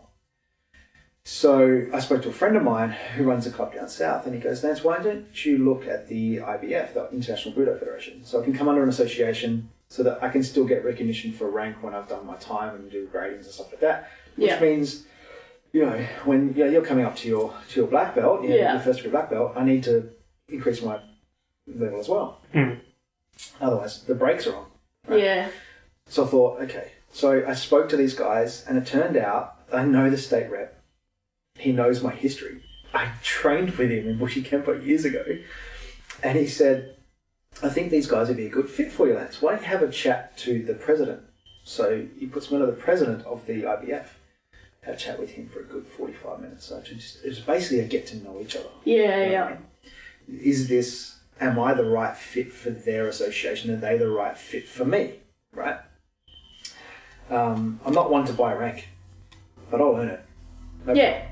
So I spoke to them, and he's like, yep, sounds like you're good. He's like, look, Lance, we don't normally award rank or anything until you've been in with us for about 3 years. I went, I'm not here for rank, mate. I'm here to be under someone. Yeah. I want someone above me. I don't want to be the guy. I want someone above me, because that's perfect. Here's what we're going to do. I went, okay. He said, now, the state rep, Nigel, he's told me that you've done a lot of development in your jiu-jitsu. I went, well, I guess, over the last 10 years of not being under someone. Yeah, exactly. To come up with your own shit. You want to, yeah. And he said, he's told me it's actually very, very good. Here's what we want you to do. We want you to write karate syllabus on your style. Give us a name for the style. We're going to recognize it for you. And I want you to run a seminar showcasing your style of jiu-jitsu. I'm going to send 2 of our 5th dans, and we want the 6th dan to come to give you your 2nd dan. I'm like, yep, I can arrange that, which I have. Yeah. When I do the seminar, they said, you've done 10 years since your 2nd dan. I said, yes. They said, okay, rules of downgrading is that, 2nd to 3rd is 3 years, and 3rd to 4th is 4 years, and you should be on your way to your 5th.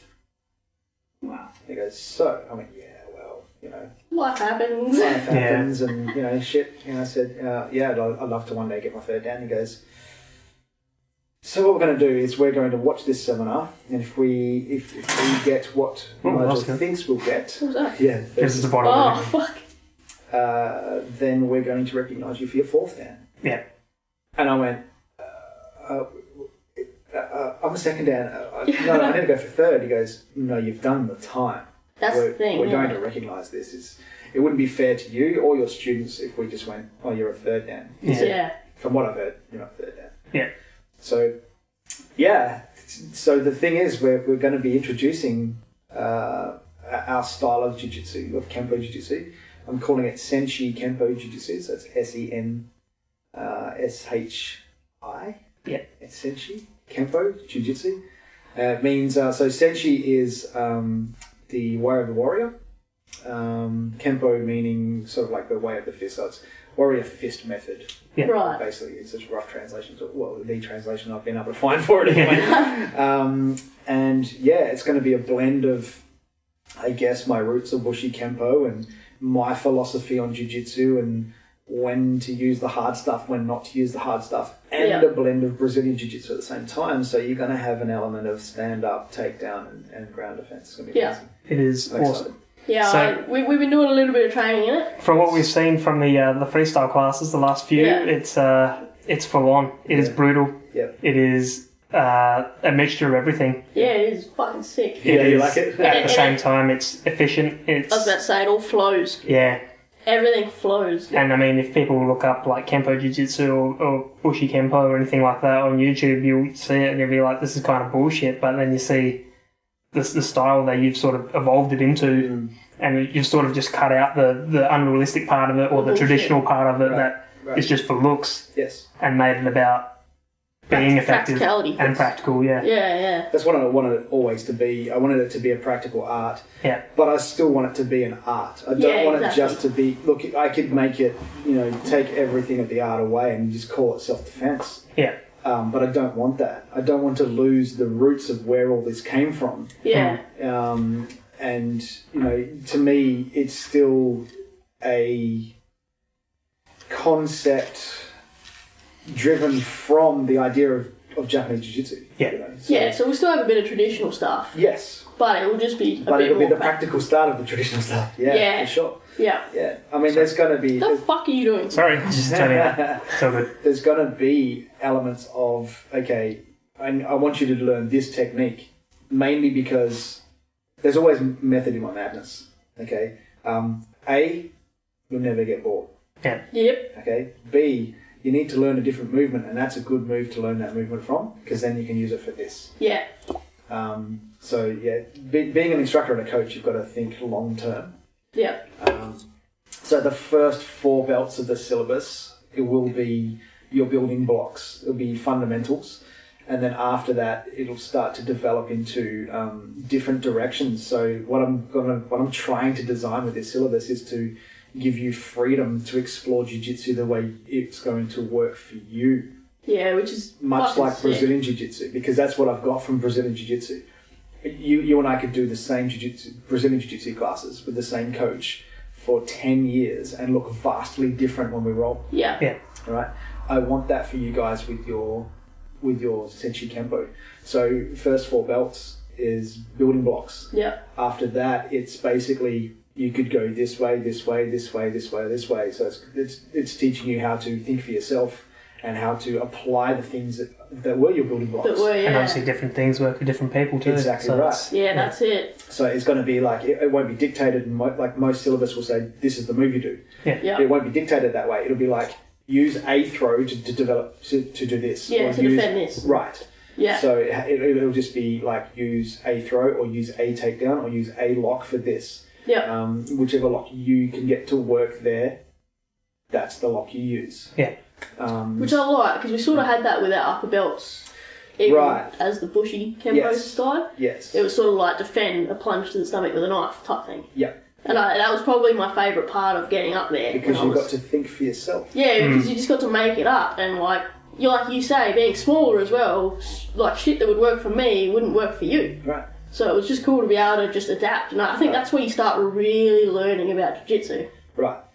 So the reason I'm bringing that in a lot earlier now is because by the time you go for your first degree black belt, I want you to be a free thinking martial artist. Yeah. Yeah. So at my black belts, I want to be free thinking martial artist. Yeah. Not what I would call a textbook fighter. Yeah. You can regurgitate what's in a textbook, or you can regurgitate what I've shown you, but you can't think for yourself. Well, Yeah. that makes sense because It doesn't work on street. if you ever have to use it, you're going to be like, wait, hold on, you didn't do the right punch. Yeah, yeah, Like, exactly. type thing. Right. You need to be able to think on the spot. It makes sense. I'm pretty lucky here because I'll probably be the first, You'll be my first ever full black belt. first full black belt in Senshi Kempo. And how many years? Pretty has it been? keen It's on been, that. What, What's 10, that? 15 years or something What? that you've had the club? Or you've been teaching at least? I opened the gym 2007. Well, I started teaching at the rec centre 2007. Yeah.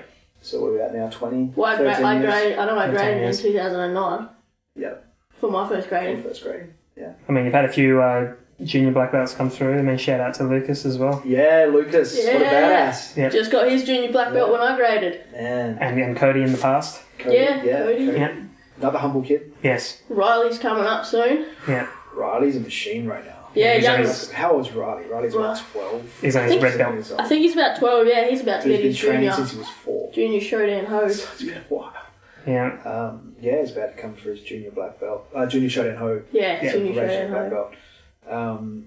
And I tell you what, he's focused. Yeah, he is. He Yeah. is. It's cool. It's cool to watch, man. Yeah. It's like, I look at these kids and I'm like, yeah, another 10 years, you're about to kick my ass. Yeah. I don't want to do this anymore.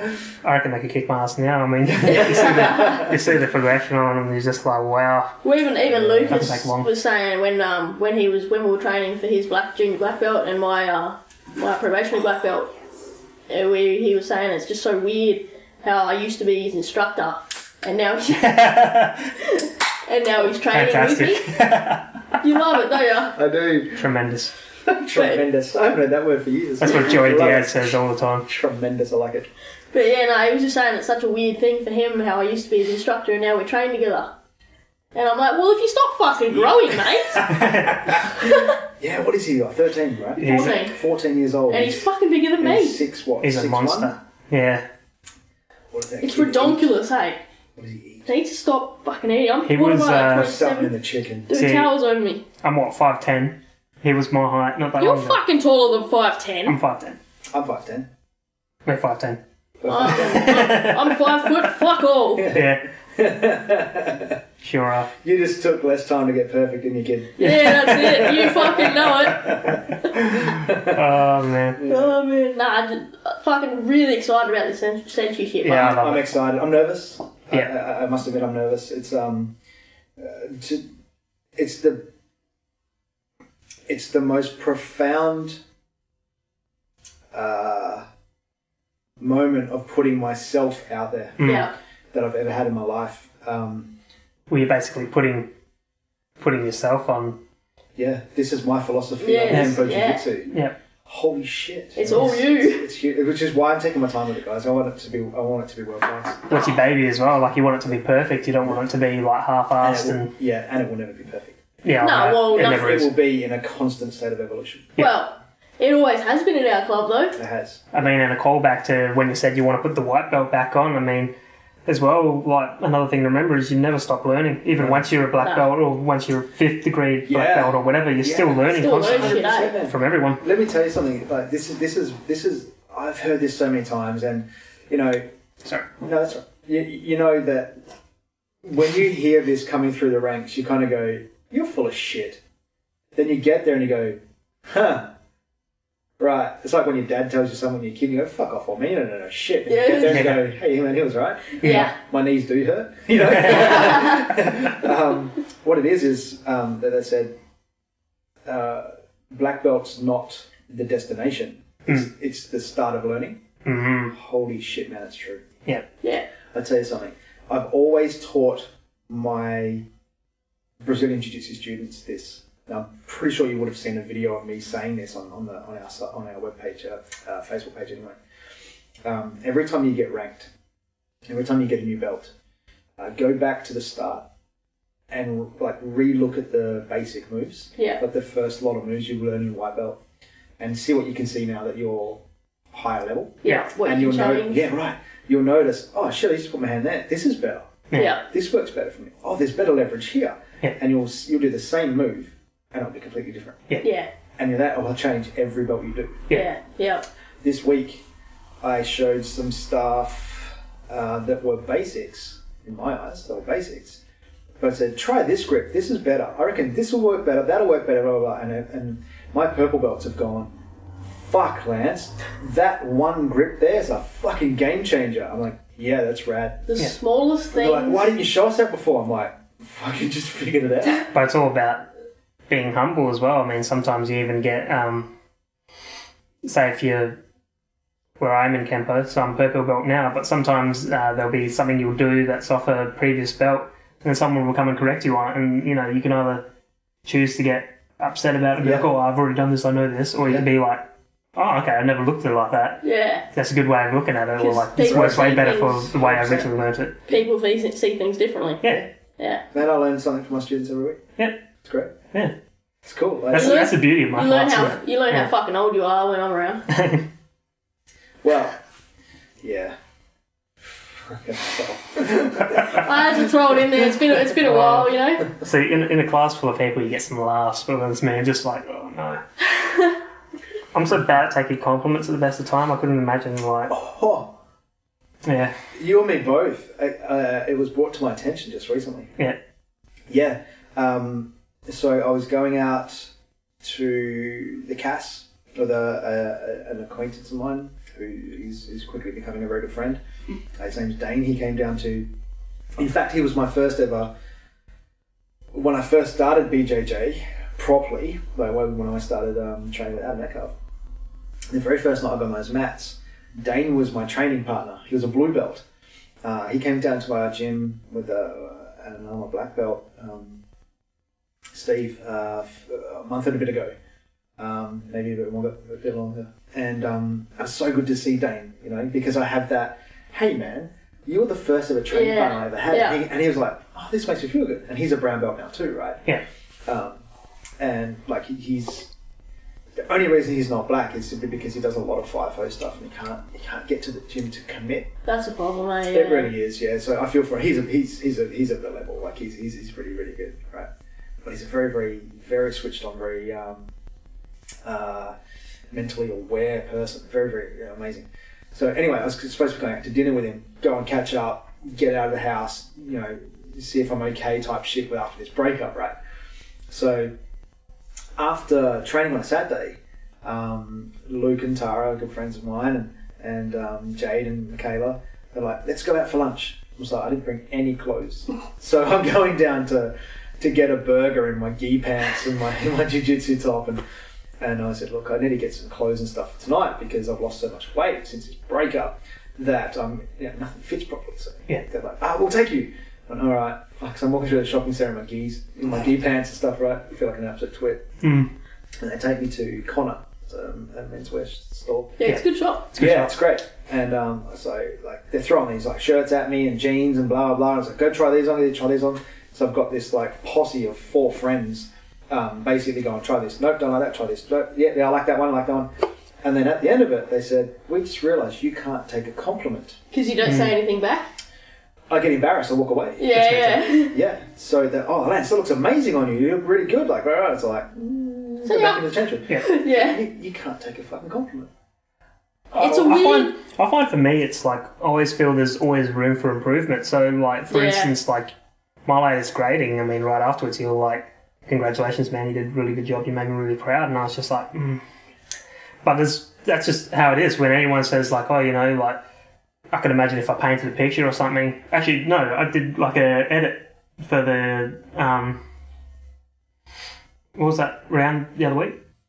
Oh, King of the Sand. King of the Sand, yeah. I did No, an edit- King of the Sand. Kid of the Sand, yeah, I did a edit for that, and one of the photographers at Motocross, he was like, "Oh, I saw your edit; it was really good."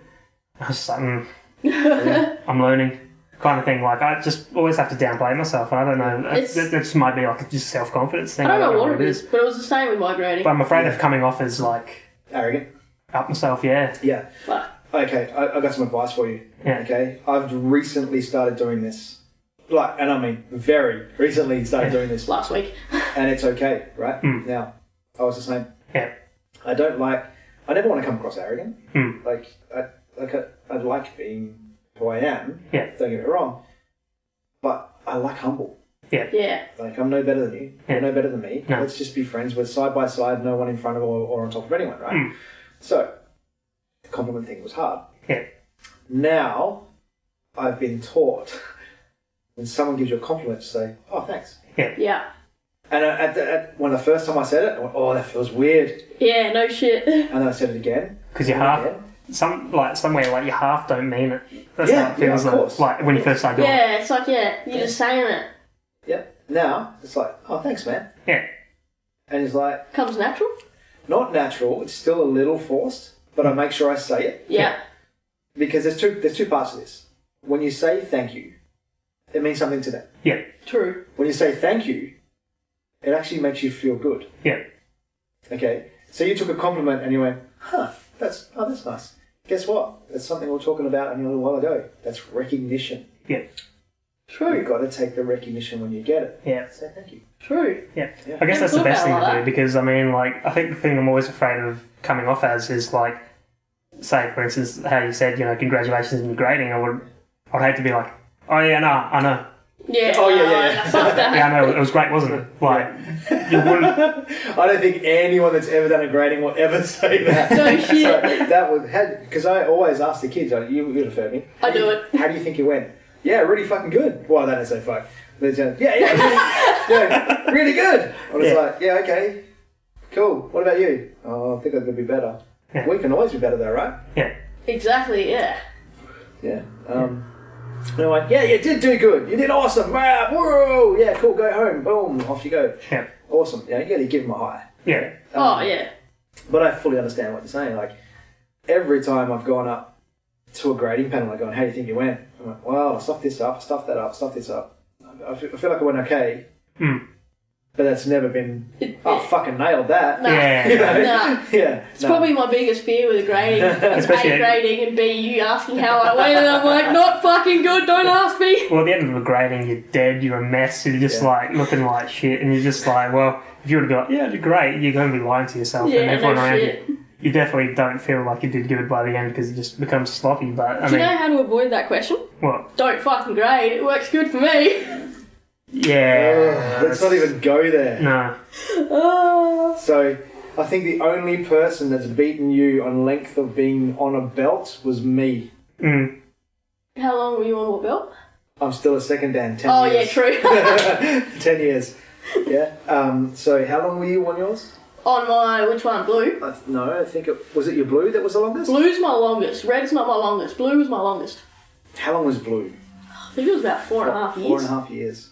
It was a while. So 4.5 years for a blue belt at Kempo Jujitsu, guys, because I know a lot of people might be BJJ orientated. Yeah. No, yeah. That's a long time. Yeah. Hey, to be fair, you were a full-time security then. Well, see, This is BJJ, true. it could take you, 12 years to get your black belt. Well, it took you, what? Took me 11 to get my You're not black belt. Or to get my probationary. I am Yeah. a black belt. Yeah, you are a black belt, sorry. I keep fucking that up. Yeah, I am a fucking black belt, bitch. Yeah, You wanna you go? are.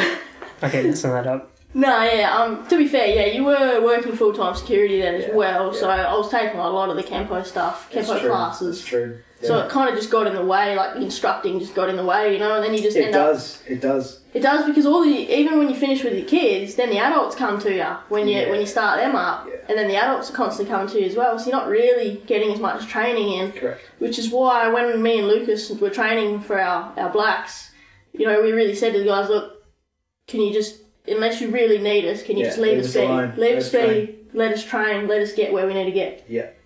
Because it kind of gets to that point where you gotta. I guess that's the downfall of the small club as well. A little bit. It's not a downfall. It's just that sometimes you just really want to spend the time on your jiu-jitsu just to get you to where you really want to go, especially after 11 years for me. And you deserve you deserve to do that. Yeah. You need to do that. But I mean, I love teaching, so I never have a problem with people coming up, asking for help. Yeah. I don't know, just always have. Hey guys, can you believe it's 4 o'clock? Holy What time fuck. did we start this? 1 o'clock? Nah, Damn, you 3 hours, got here about 1. Quarter past? Don't forget we ate. I was here at 12:30. Oh, were you? Yeah. Oh, holy fuck. Yeah. Jesus. I think we started recording about 10 past. Can't you see how long it's been recording? It So as goes... you can see, we can dribble some serious. Fucking oath. Well, unfortunately, it goes by bars and beats. That ain't- So that I ain't- can't really figure out that how ain't long that's helpful. been going for, but It's a while. I'm Wait, sure a there's a fucking way. while. A while, boss. Down the bottom there, is that a timer? That's bars and beats. It's only bars and beats. I can probably change it, but I'm afraid of fucking it up. Yeah, don't do that. Don't do Yeah. Oh, Mm. anything else we want to cover on this one? I don't know, I've got so much more I could ask you. Yeah, so We could always do we it. can always do another one. Yeah, we'll just have to do another one. I could become a regular if you want. Oh, absolutely. Fucking oath. I'll be happy with that. Yeah, we can get plenty out of you. That's awesome. All A right. little bit more bullshit philosophy that I come up on the day. Damn straight. Are we calling it? Yeah, we should call it, and I we'll, think we probably should. It's pretty long. Thanks for having me on, guys. No worries. It's been really good. thanks for being here. Just Pretty stoked to be the first guest. no, Yeah. just we love you. We look up to you, and we You definitely too, man. love Absolutely. having you on here. And it's an honour to have you on, It and is. just even know you. Thanks, bro. I It appreciate is. it. That's Awesome. likewise, man. That's likewise. Absolutely. It is. An absolute honour. It's been probably the best 11, 12 years of my life, really. Yeah. It's where I've become me. It's almost only 11, 12 years old. Hey. It's, Look, just because I look 5. Look, I'm stoked to have been part of it, kid. I really am. Yeah. It humbles me every day when people would say to me, "Look, you've had this influence in my life." Yeah. I still find that hard to take. Yeah. So, I'm still trying to get my own shit in order. I seem to be okay. The weird thing is, though, you don't have to have your shit in order to have such an No, you don't. influence on other people. That's correct. Because sometimes when we're helping people as well, I get the same thing. I'm like, fuck, my shit's not in order. Yeah. Actually, it's funny you say that. I was just real quick. This is quite profound. I didn't know this was possible. Okay, and it was pointed out to me by Dan and Laura, my good friends. The weekend, so me and my ex Terry, we broke up. I think it was the Thursday, and on the Saturday, I stayed at Dan and Laura's. Yeah, right? yeah. Had a cheese plate at 2 a.m. Yep. Yes, yeah. Oh, so you've heard this story, yes. well, we just know there was a cheese platter. That's all we know. Yeah. Now, I was pouring my heart out to him, and I was in tears. I'm not too manly to admit that. So, I was in tears, and I got this phone call from a girl that's been training with me private lessons for about a year. She's from DCP, poor kid. Been out of foster homes her whole life. She's a good kid. She's come a long way. Really proud of her. But she had a moment, all right? And at that moment, she needed my help, so she called me. And I'm in the middle of this conversation with Dan and Laura, where I'm pouring my heart out, I'm in tears. And all of a sudden, I look at my phone, and I see her name there, and I'm just like, whew, hang on, guys, I've got to take this. Hey, sweetie, what's up? And she's like, I don't know what's going on, and I'm freaking out. And she's running down the road, and she's like, just full-blown anxiety attack. Yeah. And I was like, it's okay, breathe, calm down, blah, blah, blah. And about 20 minutes later, I hang up the phone, and she's calm, and she's heading back home, no problem. I hang up the phone, Dan and Laura sitting there like this to me. Because you just switch? They went, firstly, how did you do that? Secondly, I'm like, what? They're like, we feel counselled right now. You were in the midst of, you were a bad place a second ago, and then you counselled someone. How do you do that? And I just went, oh, I don't know what I'm doing right now. It turns out that effect, I mean. Right. Yeah. It calmed me. How's that? It does, though. That's what I was getting at earlier. It does. Yeah. By sorting someone else's shit, you sort your own. Yeah, fucking oath. All right. Guys. Alright, last story. That was the last story of the day. But we will have some more because I am sure the boss man will be back. Yes, Yeah, absolutely. I'd love to. Fucking That'd be great. positive. Awesome. I'll bring the Southern Comfort next time. Sounds and the Red Bull. And the Red Bull. All right, guys, it's been fucking awesome. Yes, And we'll see you when we're looking at ya. absolutely. She stole that for me. Did I? Probably did. Ciao, guys. All right. Catches. See you all later. You. Man, that was awesome. Don't forget to be unique. Fucking oath.